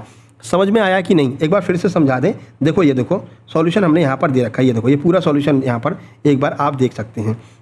देखो यहाँ पर फाइनल क्या निकल के आ रहा था कि भाई अनुज और विदित के बारे में कुछ बताया नहीं गया था, लेकिन ये बताया था कि प्रेरणा जो है ना वो अनुज और विदित से छोटी है, ठीक है। फिर प्रेरणा से छोटा कौन कौन है? स्वाति, अंशु, उदित और पूजा, ये प्रेरणा से छोटे हैं, ठीक है। अब हमसे फाइनल पूछा गया था कि विदित से कितने व्यक्ति छोटे हैं, तो ये सारे के सारे विदित से छोटे हैं, तो 1 2 3 4 5 व्यक्ति तो कन्फर्म है कि विदित से छोटे हैं ही हैं, लेकिन ये अनुज के बारे में कुछ पता नहीं कि अनुज विदित से छोटा है कि विदित से बड़ा है, तो ये कन्फर्म नहीं है, इसलिए 5 तो कन्फर्म है और एक अनुज को जोड़ लो तो या तो 5 होंगे या फिर 6 होंगे। इस वजह से हमारा आंसर ऑप्शन नंबर सी 5 या फिर 6 आ जाएगा। यहाँ पर साफ साफ लिखा है तो आपको अच्छे से समझ में आ जाएगा। ऊपर डायग्राम बनाया था इस वजह से आपको समझ में नहीं आ रहा होगा, पर यहाँ पर समझ में आ जाएगा, ठीक है। बाकी ये पूरा हमने यहाँ पर बता रखा है, आप वीडियो पॉज करके आराम से पढ़ लेना। चलो प्रश्न नंबर 5 की ओर चलते हैं। प्रश्न नंबर 5 क्या है? देखिए प्रश्न नंबर 5 कह रहा है भाई, देखो ए के बाद में जी आ रहा है, जे के बाद में एल आ रहा है, एल के बाद में पी के बाद में एस आ रहा है। काउंट कर लो भैया, नंबरिंग कर लो। ए का मतलब 1, जी का मतलब 7, एल का मतलब 12, पी का मतलब 16, एस का मतलब क्या होता है? ST 19। अब 19 के बाद में क्या आएगा? तो 1 में क्या जोड़ रहे हैं? 6 जोड़ रहे हैं, 7 आ रहा है। 7 में क्या जोड़ रहे हैं? 5 जोड़ रहे हैं, 12 आ रहा है। 12 में 4 जुड़ रहा है, 16 में 3 जुड़ रहा है, तो 19 में क्या जुड़ेगा? 2 जुड़ जाएगा मेरे भाई। 6 5 4 3 2। अब 19 में 2 जोड़ेंगे क्या आ जाएगा? 19 में 2 जोड़ेंगे तो 21 आ जाएगा। और 21 नंबर पर क्या होता है वो आप लोग देख लीजिए। 21 पर क्या होगा? ST, टी के बाद में क्या आता है? U आता है, यानी 21 नंबर पर U हो जाएगा। ऑप्शन नंबर बी हमारा सही आंसर हो जाएगा। तो यहाँ पर 6 5 4 3 2 का वाला गैप चल रहा था, ये यहाँ पर ये वाला सिस्टम चल रहा था, सिंपल सवाल था। ऑप्शन नंबर बी हमारा आंसर हो जाएगा, ठीक है। चलें आगे बढ़ें। चलिए देखो अगला क्या है। एक निश्चित भाषा में फोर्स को 91048 लिखते हैं, यानी कि FORCE। इसको क्या लिख रहे हैं? इसको लिख रहे हैं 91048। शार्प को 73605 लिखते हैं, यानी SHARP, इसको 73605 लिख रहे हैं। तो अब कह रहे हैं भैया CERPA का कोड क्या हो जाएगा, तो इसका सेम टू सेम वाला कोड वाला सिस्टम चल रहा है, यानी कि भाई F का कोड 9, O का I, R का O, C का 4, E का 8, सेम कोड वाला सिस्टम चल रहा है। तो अब हम मिला लेते हैं भाई, C बोला जा रहा है, C का कोड क्या है सर, C का कोड है 4, यानी कि 4 आ जाएगा। फिर E बोला जा रहा है, E का कोड क्या है, E का कोड है 8, तो 8 आ जाएगा, यानी 4 8 हो गया। ठीक है, R का कोड क्या है, R का कोड है सर 0, तो 0 आ जाएगा। ठीक है, P का कोड क्या है, P का कोड है आपका 5, तो 5 आ जाएगा। ठीक है, फिर A का कोड क्या है, A का कोड है 6, तो 6 आ जाएगा, यानी 48056 हो जाएगा। कहाँ पर दिया है, 48056 ऑप्शन नंबर डी में दिया है, तो ऑप्शन नंबर डी हमारा सही आंसर हो जाएगा। ठीक है, तो ये सिमिलर कोडिंग वाला प्रश्न था। चलो आगे बढ़ते हैं, देखिए अगला प्रश्न देखिए, मैथ रीजनिंग है भैया, टाइम तो लेगा, है ना, टाइम तो लेता है मेरे भाई, और PYQ है, कोई नॉर्मल प्रश्न नहीं है, प्रीवियस ईयर के क्वेश्चन है, तो टाइम तो लगेगा। चलो ये भी अच्छा सवाल है। ठीक है, चलो इसको करते हैं, क्या कह रहे हैं, एक निश्चित दिन रॉक ने अपने नए खरीदे स्केट्स का उपयोग करके बाजार जाने का फैसला किया, यानी उसके पास में स्केटिंग के शूज आ गए हैं, अब वो बाजार जा रहा है, इसलिए उसने अपना घर छोड़ दिया। अब ऐसा नहीं कि घर से एकदम से निकल गया, मतलब घर छोड़ दिया, घर से निकला, 24 किलोमीटर उत्तर की ओर गया। अब पहले आप इसे सॉल्व करो, हम साथ साथ में बनाते चलते हैं ना, नहीं तो फिर वो वीडियो बहुत लंबी हो जाएगी। ठीक है, चलो साथ साथ में इसको बनाते चलते हैं। देखो क्या कह रहा है, कह रहा है भाई घर ये रहा उसका, मान लीजिए ये उसका घर है। ठीक है, ये घर बना दिया, कलर चेंज करें, अभी सही है ना, हाँ ठीक है। अब क्या है, वो क्या कर रहा है भाई, 24 किलोमीटर उत्तर की ओर जाता है, तो हमने 24 किलोमीटर उसको उत्तर की ओर घुमा दिया। ये लो भैया 24 किलोमीटर चल गया है, उत्तर की ओर जाता है। फिर बाएं मुड़ा और 10 किलोमीटर गया, तो बाएं मुड़ा दिया हमने, 10 किलोमीटर चला दिया। ठीक है, 10 किलोमीटर स्केटिंग की, फिर उसने एक और बायां मोड़ लिया और 24 किलोमीटर की दूरी तय की, यानी कि एक बार फिर लेफ्ट में मुड़ा और 24 किलोमीटर यानी कि यहाँ पर आ गया है। ठीक है, फिर अंत में दाएं मुड़ करके 20 किलोमीटर स्केटिंग की, यानी कि अब वो दाएं मुड़ गया और 20 किलोमीटर चला गया है, यहाँ पर पहुँच गया और 20 किलोमीटर चला गया है। अब क्या कह रहे हैं, अब बताइए कि उसका बाजार उसके घर से कितनी दूरी पर है, यानी अब ये बाजार पहुंच गया और ये रहा इसका घर। अब कह रहे हैं टोटल दूरी कितनी है उनके बाजार और घर के बीच में, तो 20 किलोमीटर तो ये है और 10 किलोमीटर ये है, क्यों, क्योंकि ऊपर ये 10 किलोमीटर चला है, तो यहाँ पर भी तो 10 किलोमीटर ही होगी, तो 20 और 10 दोनों को जोड़ोगे क्या आ जाएगा, 30 किलोमीटर की दूरी पर है वो। ऑप्शन नंबर हमारा सी बिल्कुल सही आंसर हो जाएगा, यानी कि वर्तमान में वो 30 किलोमीटर की दूरी पर है। ठीक है, सॉल्यूशन आप यहाँ पर देख सकते हैं। आगे बढ़े, चलिए 8 नंबर देखिए, 8 नंबर क्या है, कह रहे हैं कि भाई 84 रेशियो देखो रेशियो को हम बटे भी लिख सकते हैं, तो यहाँ पर बटे लिख करके सॉल्व कर लेंगे, है ना। देखो अब पहले आप सॉल्व कर लो, वीडियो पॉज करो, सॉल्व करो, फिर बताते हैं। चलो जल्दी से पहले आप लोग कर लो, है ना। चलो देखो 84 के बटे में 140, ठीक है सर, उसके बाद में बराबर 96 के बटे में x। अब इसको सॉल्व कर लो, आपका आंसर आ जाएगा। करते भैया, 4 से काटो, तो 4 दूनी 8, 4 एकन 4, इसको काटा, 4 तियां 12, 4 पंचे 20। अब किससे कटेगा सर, 7 से कट जाएगा, तो 7 तियां 21, 7 पंचे 35। अब सॉल्व कर लो, अब ये आमने सामने है, तो ये 3 से 96 कट जाएगा, 3 से काटा, 96 को कितनी बार जाएगा, 3 तक 9, 3 दूनी 6, 32 बार। अब कैंची का गुणा कर दो, 32 × 5, 32 × 5 करो, 32 × 5, तो 5 दूनी 10, 7 से लगी 1, 5 15, 15 16, 160 हमारा आंसर होगा, जो कि ऑप्शन नंबर सी में दिया गया है। ठीक है मेरे भाई, इसको डायरेक्ट ऐसे सॉल्व कर सकते हैं। देख लेना, अगर सामने पूरी सम संख्या लिखी हुई है, यानी कि वो आपस में कट सकती है, तो काट करके निकल लो, है ना। फिर इसमें ज़्यादा दिमाग लगाने की आवश्यकता नहीं है कि भाई ये 8 का स्क्वायर होकर के 4 जुड़ रहा है, 2 का स्क्वायर होकर के 5 जुड़ रहा है, मत करो मेरे भाई, क्योंकि रेशियो में लिखा हुआ है और सामने सामने कट रही हैं, तो काट दो सारी संख्याओं, काट करके जितना छोटा कर लोगे उतना बढ़िया रहेगा। ठीक है, सॉल्यूशन आप यहाँ पर देख सकते हैं। चलो अब देखो ये वाला सवाल देखते हैं, ये अच्छा सवाल है, ठीक है, तो इसमें घबराना नहीं है, पहली बात तो, है ना। बड़ा सवाल है तो एकदम परेशान नहीं होना है, क्योंकि रीजनिंग के क्वेश्चन अच्छे आए थे पिछली बार। चलो सॉल्व करते हैं इसको। कह रहे अनाया रितिका के 15 मीटर पश्चिम में है। अब ये पूरा सवाल आप पढ़ लो, पहले आप सॉल्व कर लो, फिर हम आपको इसको जो है सॉल्व कराते हैं। चलिए पहले आप लोग सॉल्व कर लीजिए। देखो क्या कह रहे हैं, अनाया रितिका के 15 मीटर पश्चिम में है, ठीक है, तो ये मान लीजिए रितिका है R, ये है रितिका R, ठीक है, ये रही R। क्या है, अनाया रितिका के 15 मीटर पश्चिम में है, यानी कि पश्चिम यानी इधर, तो 15 मीटर पश्चिम में कौन है, यहाँ पर अनाया है, अनाया, ठीक है। रितिका जेनेलिया के उत्तर में 20 मीटर है, यानी ये जो रितिका है ना, ये जेनेलिया के उत्तर में है 20 मीटर। कहाँ पर, जेनेलिया के उत्तर में 20 मीटर, यानी कि जेनेलिया इसके नीचे दक्षिण में होगी, ठीक है। तो जेनेलिया को हमने जे लिख दिया है और 20 मीटर की दूरी इन दोनों के बीच में हो गई है। ठीक है मेरे भाई। जेनेलिया जो है दीक्षा के 12 मीटर पूरब में है, यानी ये जो जेनेलिया है वो दीक्षा के 12 मीटर पूरब में है, यानी कि यहाँ पर कौन होगा, यहाँ पर दीक्षा होगी, दीक्षा होगी यहाँ पर, और इन दोनों के बीच में 12 मीटर की दूरी हो जाएगी। ठीक है, चलो अब आगे बढ़ते हैं। फैजा जो है, फैजा दीक्षा के उत्तर में 16 मीटर है, यानी दीक्षा के उत्तर में 16 मीटर कौन है, फैजा है, यानी कि उत्तर ये हो जाएगा, दीक्षा का उत्तर हो जाएगा। ठीक है, और यहाँ पर क्या है, 16 मीटर की दूरी है इन दोनों के बीच में, 16 मीटर की दूरी है। यहाँ पर कौन है, यहाँ पर है फैजा। फिर से एक बार देख लो, गड़बड़ी तो नहीं हो रही है कुछ, देखो फिर से देखो। अनाया रितिका के 15 मीटर पश्चिम में है, तो ये रही रितिका, ये रही अनाया, पश्चिम में अनाया हो गई। ठीक है, जेनेलिया रितिका के उत्तर में 20 मीटर है, यानी कि रितिका जेनेलिया के, है ना, रितिका ये रही, जेनेलिया ये रही, उत्तर में है, बिल्कुल सही बात है। ठीक है, जेनेलिया जो है वो दीक्षा के 12 मीटर पूरब में है, यानी ये जो जेनेलिया है वो दीक्षा के 12 मीटर पूरब में है। यहाँ पर गड़बड़ी हो गई, दीक्षा को इस साइड आना चाहिए था, तभी तो जेनेलिया पूरब में आएगी, तो इस वजह से ये गड़बड़ी हो रही है। मुझे कुछ लग रहा था कुछ गड़बड़ सी हो रही है ना, तो इसको पूरा मिटा देते हैं, इसको पूरा मिटा देते हैं, देखो, और जेनेलिया को अलग से बना देते हैं। ठीक है, एक मिनट रुकना, सारा मिट जाएगा, दिक्कत नहीं है कोई। हाँ अभी सही है।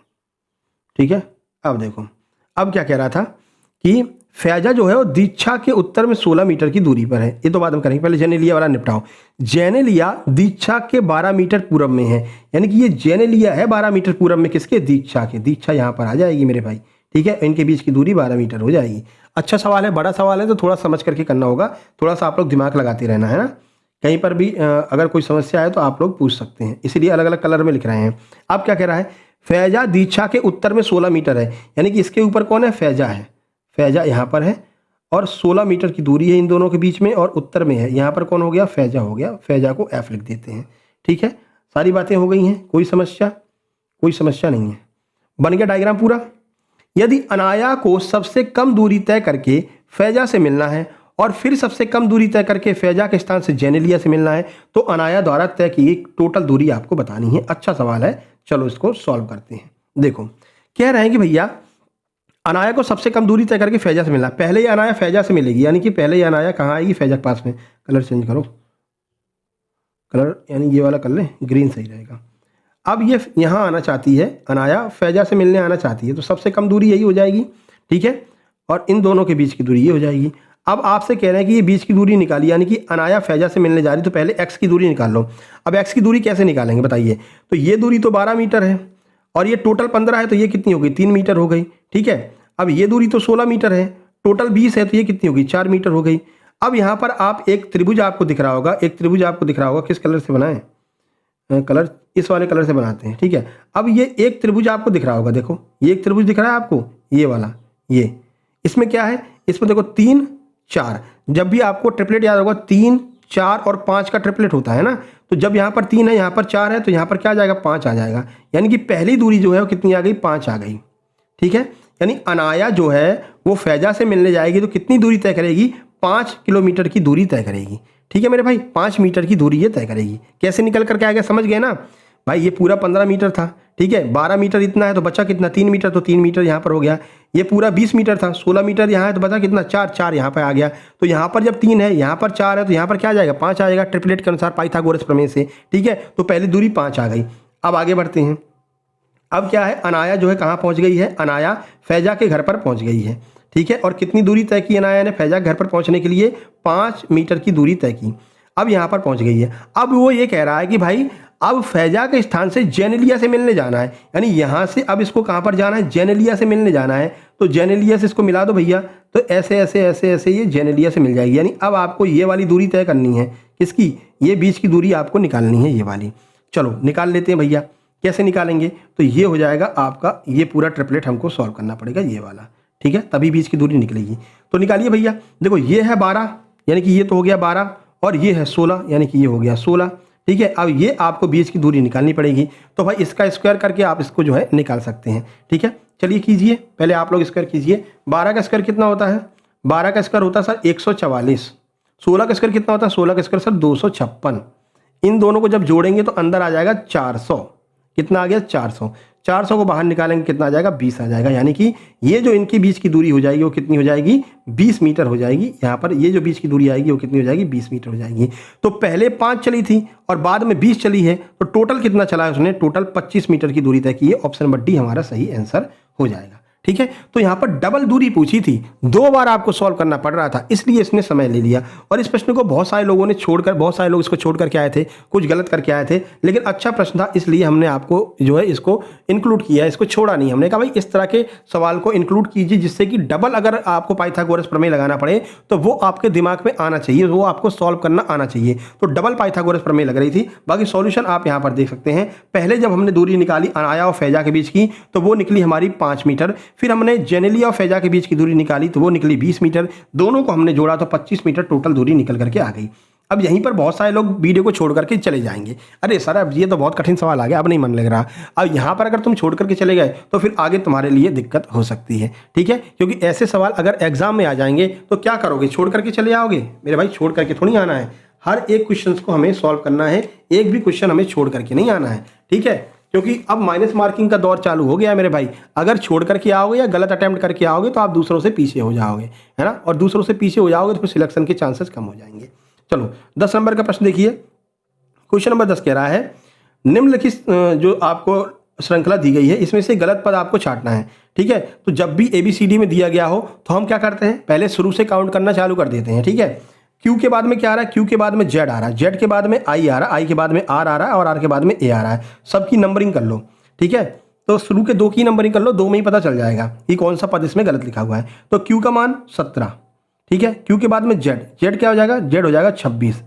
26 के बाद में I, I क्या होता है 9, 9 के बाद में R, R क्या होता है 18 होता है सर।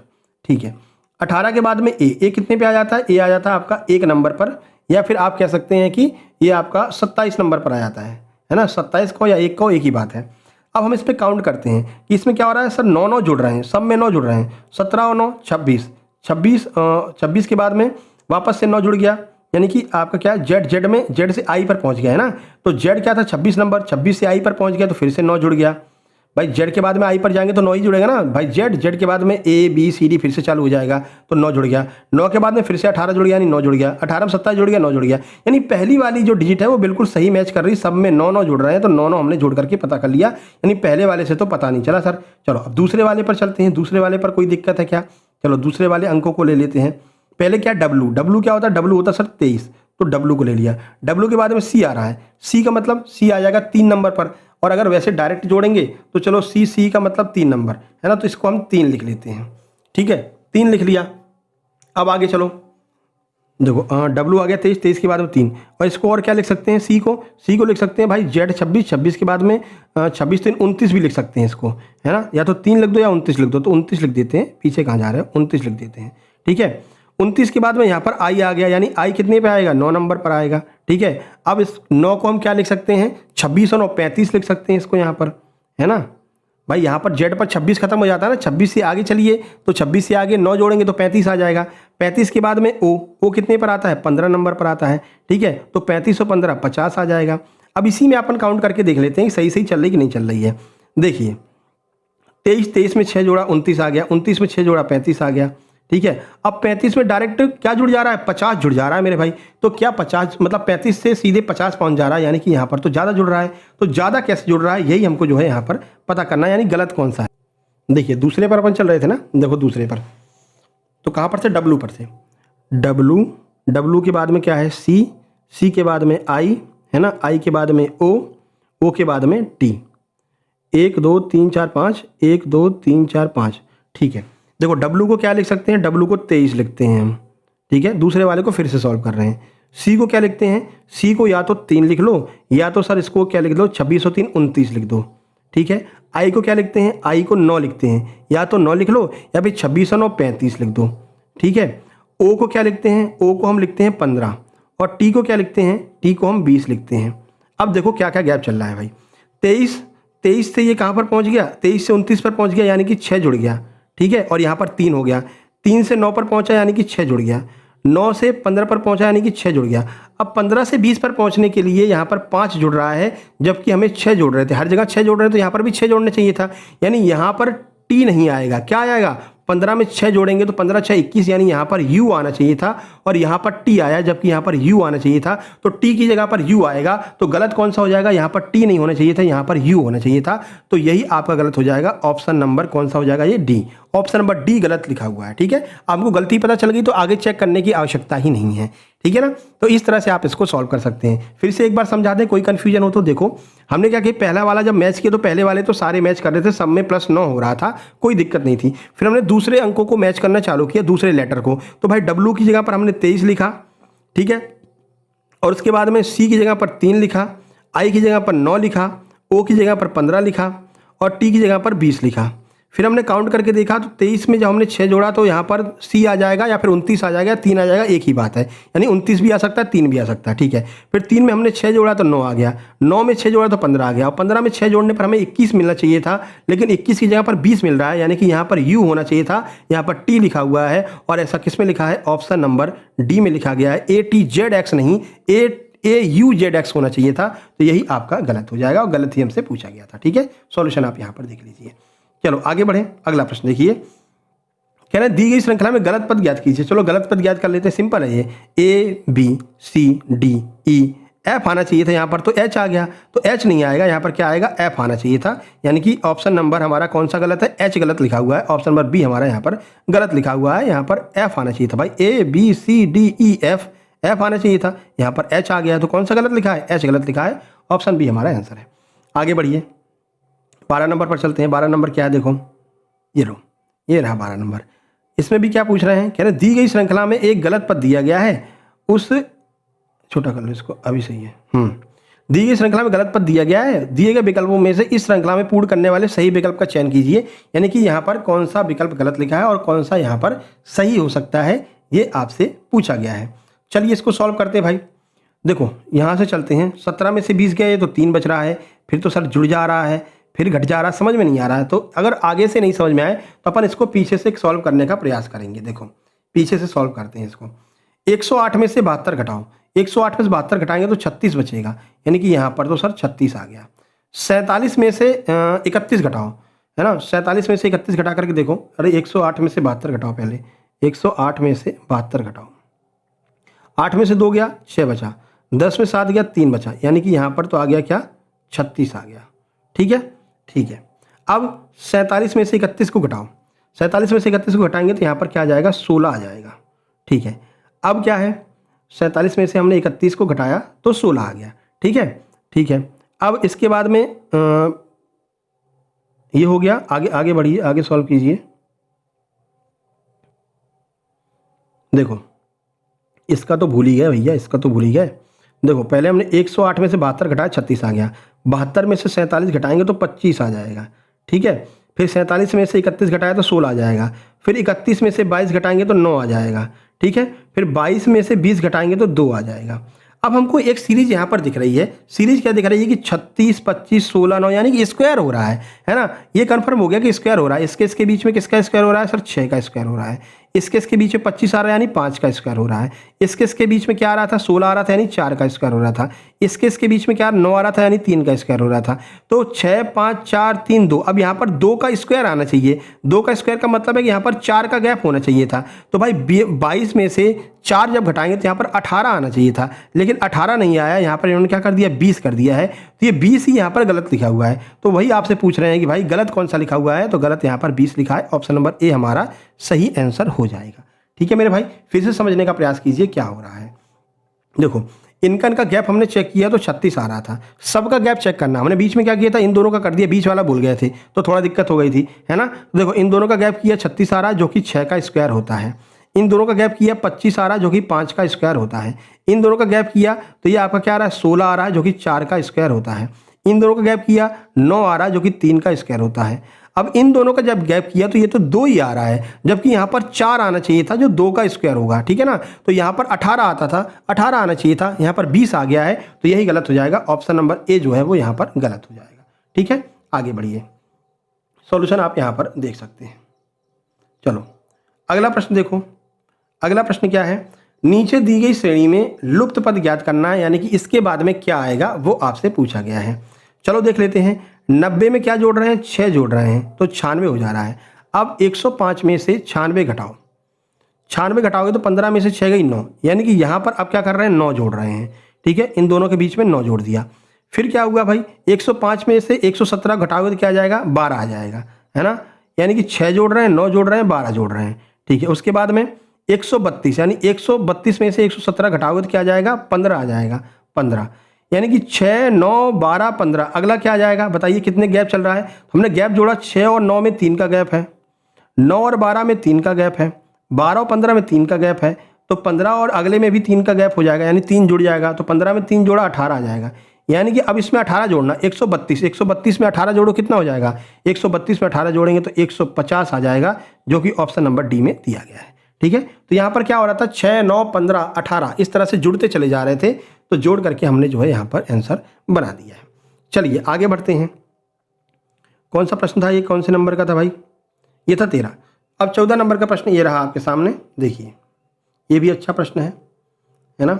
डिस्टेंस डायरेक्शन वाले उन्होंने बहुत अच्छे प्रश्न दिए थे। ठीक है, चलो सॉल्व करते हैं। चलिए देखिए क्या कह रहे हैं, तुषार का कार्यालय उत्तर की ओर है। वो ये कह रहा है भाई तुषार का जो कार्यालय है वो उत्तर की ओर है, यानी उत्तर की ओर इसका कार्यालय है। वो अपने कार्यालय से बाहर आया।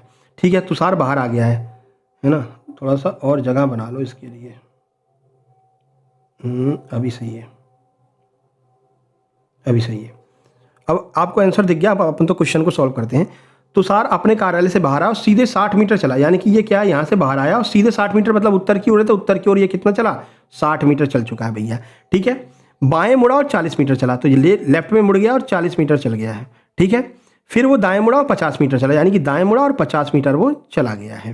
ठीक है, अंत में वह लगातार 2 बार दाएं मुड़ता है और अपने गंतव्य तक पहुंचने के लिए 40 मीटर और 30 मीटर की दूरी तय करता है। यानी एक बार दाएं मुड़ेगा तो 40 मीटर की दूरी तय करेगा, फिर से वो दाएं मुड़ेगा और 30 मीटर की दूरी तय करेगा, 30 मीटर की दूरी तय करेगा। अब क्या कह रहे हैं, तो वह अपने कार्यालय से कितनी दूरी पर और किस दिशा में है। तो ये रहा उसका कार्यालय। ठीक है, और ये पूरी दूरी 50 मीटर की है। ये पूरी दूरी अगर 50 मीटर की है, देखो ये पूरी दूरी अगर 50 मीटर की है और 30 मीटर दूरी इसने तय कर रखी है, तो ये जो बीच की दूरी बचेगी वो कितनी बचेगी, 20 मीटर की बचेगी, तभी तो ये दोनों 50 हो पाएंगे, है ना।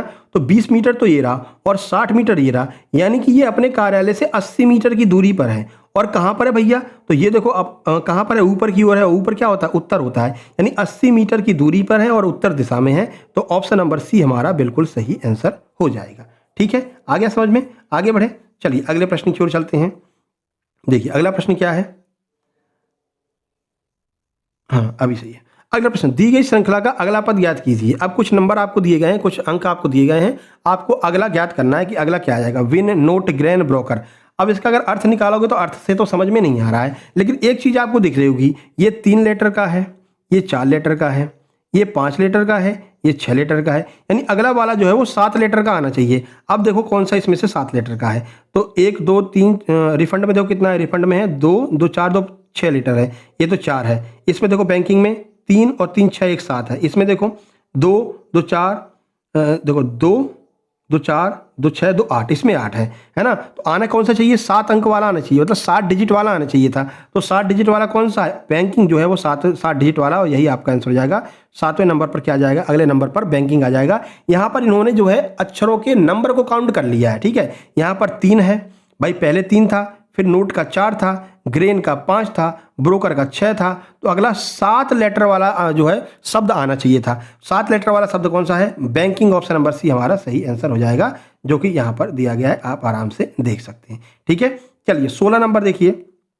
16 नंबर क्या है, कह रहे हैं कुत्ते को, यदि चूहे को कुत्ता कहा जाए, कुत्ते को नेवला, नेवले को शेर, शेर को सांप कहा जाए, सांप को हाथी कहा जाए, तो निम्न में से कौन सा सरीसृप है। सरीसृप का मतलब होता है रेप्टाइल्स, जो रेंग करके चलता है। इनमें से कौन सा रेंग करके चलेगा, तो सांप जो है वो रेंग करके चलेगा।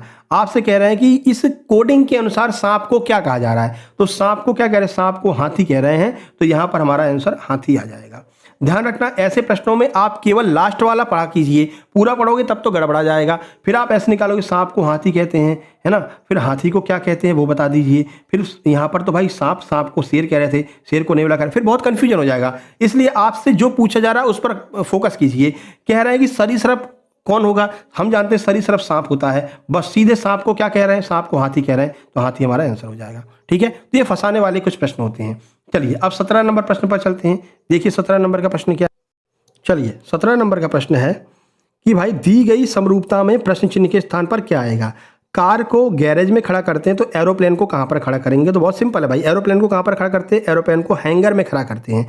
तो ध्यान रखना कि जो एरोप्लेन होता है उसको खड़े करने का स्थान क्या कहलाता है, हैंगर कहलाता है। तो ऑप्शन नंबर बी आपका बिल्कुल सही आंसर हो जाएगा, हैंगर जो है इसका बिल्कुल सही आंसर हो जाएगा। चलिए आगे बढ़ते हैं, प्रश्न नंबर 18 पर चलते हैं। ये रहा आपके सामने आंसर और पूरा सॉल्यूशन आप देख सकते हैं। चलिए प्रश्न नंबर 18 देखिए, एनालॉजी का प्रश्न था, सिंपल था भाई, सबको पता है कार को गैरेज में खड़ा करते हैं, एरोप्लेन को हैंगर में खड़ा करते हैं, है ना। अपने ग्वालियर में एक हैंगर है, पता है, महाराजपुरा पर ग्वालियर में हैंगर है, ठीक है, उसमें लड़ाकू विमानों को खड़ा किया जाता है नीचे, ध्यान रखना, ठीक है। तो ग्वालियर वाले महाराजपुरा पर आप जो ऊपर रह रहे हो, आपके नीचे बहुत बड़ा हैंगर है जहाँ पर लड़ाकू विमान खड़े हैं, मिग वगैरह सब कुछ नीचे खड़े हैं आपके, ठीक है ना, आपको पता नहीं है, ठीक है। चलिए मिलते हैं, चलते हैं। देखिए 18 नंबर का प्रश्न क्या है, आंसर दिख गया आपको। 18 नंबर के प्रश्न कह रहे हैं यदि एट द रेट का अर्थ दूसरी संख्या के 200% को पहली संख्या से घटाना हो तो इस पूरे का मान आपको ज्ञात करना है। यानी एट द रेट क्या है, एट द रेट दूसरी संख्या के 200%, यानी 200% का मतलब क्या होता है, दोगुना कर दो दूसरी संख्या को, यानी जहां पर भी एट द रेट आ रहा होगा वहां पर आपको दोगुने का चिन्ह लगाना है और इसको सॉल्व करना है। तो चलो कर लेते हैं। 23 लिखा है, 23 के बाद में एट द रेट 10 लिख के आ रहा है, एट द रेट 10, यानी 10 का आपको क्या करना है, डबल करना है और इसको क्या करना है, देखो उसको घटाना है, कह भी रहे ना, दूसरी संख्या के 200% को पहली संख्या से घटाना है। यानी एट द रेट का अर्थ है डबल करके घटाना, बस इतना ध्यान रखो। एट द रेट का अर्थ है कि अगली संख्या को डबल करके घटाना है। तो हमने यही किया, 23 लिखा था, 23 के बाद में 10 लिखा था, यानी 10 को डबल करके घटा दो, तो 10 का डबल 20 होता है, 20 को यहाँ पर लिख दो, घटा देंगे बाद में, ठीक है। उसके बाद है क्या, 10 के बाद में एट द रेट 20 लिखा हुआ है, यानी फिर से डबल करके घटा दो। तो 23 में से पहले हमने 20 घटाया तो कितना आया, 3 आया, तो 3 हमने यहाँ पर लिख दिया। उसके बाद में माइनस लगा दिया। 20 का डबल करके घटाना है हमको, तो 20 का डबल क्या होता है, 40, और 40 में से जब 3 को घटाएंगे तो क्या आ जाएगा, 37 आ जाएगा, और ये 37 क्या रहेगा, माइनस का रहेगा। ऑप्शन नंबर डी हमारा आंसर आ जाएगा। यहाँ पर इन्होंने बोला क्या था, बोला था भाई एट द रेट का अर्थ है कि दूसरी संख्या के 200% को पहली संख्या में से घटा देना है। 200% का अर्थ होता है कि दूसरी संख्या का डबल कर दो। भाई हर संख्या अपने आप का 100% होती है, 200% का मतलब अपने आप का डबल हो जाएगी। तो हमने 10 का डबल किया और उसको 23 में से घटा दिया, तो 10 का डबल किया 20, 20 को 23 में से घटाया तो 3 आ गया। फिर कह रहा है फिर एट द रेट लगा हुआ है, यानी एट द रेट का अर्थ है कि डबल करके घटा दो अगली संख्या को। अगली संख्या 20 थी, 20 का डबल किया 40, और 40 को इसमें से घटा दिया, तो 40 को जब 3 में से घटाया तो माइनस के 37 हमारा आंसर आ जाएगा, जो कि ऑप्शन नंबर डी दिया गया है, ठीक है। सॉल्यूशन यहाँ पर आप देख सकते हैं। चलो प्रश्न नंबर 19 देखो, प्रश्न नंबर 19 क्या है, प्रश्न नंबर 19 है, देखिए, यदि किसी निश्चित कूट भाषा में वाटर को ये लिखा जाता है, उसी कूट भाषा में फायर को क्या लिखा जाएगा। क्या लिख रहे हैं, W को Y लिख रहे हैं, A को C लिख रहे हैं, T को V लिख रहे हैं। यहाँ पर लिख के देख लो ना, WATER, इसको लिख रहे हैं YCVGT, लिख लो भैया। W को Y लिख रहे हैं मतलब WX छोड़कर Y, यानी एक छोड़ करके Y लिख दे रहे हैं, A के बाद में B छोड़ करके C लिख दे रहे हैं, T के बाद में U छोड़ करके V लिख दे रहे हैं, E के बाद में F छोड़, यानी एक छोड़ करके और अगला अंक लिख दे रहे हैं। तो अपन भी यही करेंगे यहाँ पर, FIRE। F के बाद में अपन G छोड़ देंगे और H लिख देंगे, I के बाद में J छोड़ देंगे, K लिख देंगे, R के बाद में S छोड़ देंगे, T लिख देंगे, E के बाद में F छोड़ देंगे, G लिख देंगे। तो HKTG हमारा आंसर आना चाहिए, जो कि हमारे ऑप्शन नंबर ए में दिया गया है, HKTG, यही बिल्कुल सही आंसर हो जाएगा, ठीक है। सिंपल था, अगले एक अंक को छोड़ करके और अगला वाला लेटर वो लोग लिख दे रहे थे। चलिए इसके बाद में ध्यान रखना, 2500 क्वेश्चन की जो सीरीज जी के जीएस करंट अफेयर की है, PYQ की 2026 वालों के सारे प्रश्नों को हम कवर कर रहे हैं, उसमें आज MPSI प्री 2026 के क्वेश्चंस को हम सॉल्व करेंगे, ठीक है। और क्वेश्चन संख्या 501 से स्टार्ट होगी, 501 से 600 तक क्वेश्चन आज हम सॉल्व करने वाले हैं। अगली वीडियो आपकी वही आने वाली है, तैयार रहिएगा। चलो प्रश्न नंबर 20 देख लो, प्रश्न नंबर 20 क्या है, एंगल वाला आ गया है। देखो कह रहे एक व्यक्ति उत्तर दिशा की ओर मुख करके खड़ा है, तो ऐसे बना दो, ठीक है। उत्तर दिशा यानी ऊपर की ओर मुख करके वो खड़ा है, 45 डिग्री दक्षिणावर्त क्लॉकवाइज घूमता है। अब वो क्या करता है, 45 डिग्री दक्षिणावर्त घूमता है, यानी कि घड़ी की दिशा में। तो यहाँ पर खड़ा था, घड़ी की दिशा में घूमा 45 डिग्री, तो यहाँ पर पहुंच गया, कहाँ पर, यहाँ पर पहुंच गया। अब वो इस तरफ देख रहा है, ठीक है। फिर 90 डिग्री वामावर्त यानी 90 डिग्री अपोजिट घूमता है, तो 45 तो यहाँ पर आ जाएगा, 45 और कर दो तो यहाँ पर आ जाएगा, यानी अब वो इस तरफ देख रहा है, किधर, इधर देख रहा है, ठीक है। घूमता अंत में 135 डिग्री वो दक्षिणावर्त घूम जाता है, यानी कि क्लॉकवाइज घूमता है। तो घुमा दो 135 डिग्री, देखो 90 तो यहाँ पर घूम जाएगा, है ना, 90 घूमेगा तो यहाँ पर आ जाएगा। फिर 45 और घुमाना है, तो 45 और घुमा दो तो वो यहाँ पर आ जाएगा। अब वो कह रहे हैं किस दिशा में देख रहा है, तो ये कौन सी दिशा होती है, पूरब दिशा होती है। तो पूरब हमारा आंसर होगा, ऑप्शन नंबर ए ईस्ट हमारा सही आंसर हो जाएगा। सॉल्यूशन आप यहाँ पर देख सकते हैं, पूरा सॉल्यूशन भी हमने यहाँ पर आपको दे रखा है। डायरेक्ट भी आप कर सकते थे, टोटल योग निकाल लेते, 45 माइनस 90 प्लस 135 टोटल 90 डिग्री, तो जहां पर वो खड़ा था वहां से 90 डिग्री घुमा देते तो भी आपका काम बन सकता था। भाई उत्तर की ओर वो देख रहा था, 90 डिग्री घुमा दोगे तो पूरब की ओर वो देखने लगेगा, लेकिन फिर डायरेक्ट घुमा देते तो आपको समझ में नहीं आता, इसलिए हमने जैसा जैसा उसने बोला वैसा वैसा घुमा दिया।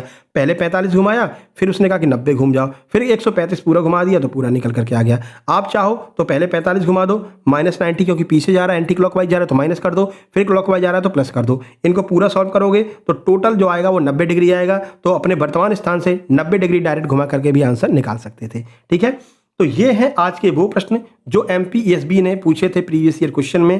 तो कैसे लगे प्रश्न आप बता दीजिएगा। फिलहाल हम आपको बता देते हैं कि जिन लोगों ने हमारे नोट्स लिए हैं उनका क्या कहना है और लेआउट कैसा दिखाई देता है जो हमारा टेलीग्राम ग्रुप है। आप यहाँ पर देख सकते हैं 414 कल सुबह जुड़े थे, वर्तमान में ये 500 के आसपास पहुंच गए हैं। 500 मेंबर ऐड हो चुके हैं MP ग्रुप 2 सब ग्रुप 4 वाले टेलीग्राम बैच में। इस तरह का रहेगा। सबसे ऊपर आपको कंप्यूटर और सामान्य विज्ञान है, यहाँ पर कंप्यूटर के पूरे क्वेश्चन डले हुए हैं, 5500 PYQ डले हुए हैं कंप्यूटर के, और कंप्यूटर की पूरी थ्योरी है, साइंस की पूरी थ्योरी डली है, और साइंस के कल वाले जो 50 प्रश्न थे PYQ वो हमने इसमें डाल दिए हैं MP ग्रुप 2 सब ग्रुप 4 के। फिर सामान्य प्रबंधन मैनेजमेंट का कंप्लीट थ्योरी डली है, 5 चैप्टर जो है मैनेजमेंट के डाले जा चुके हैं, 15 चैप्टर हैं, एक एक दिन में एक एक 2-2 चैप्टर डाल करके अगले 2-3 दिन में इसको पूरा कर दिया जाएगा।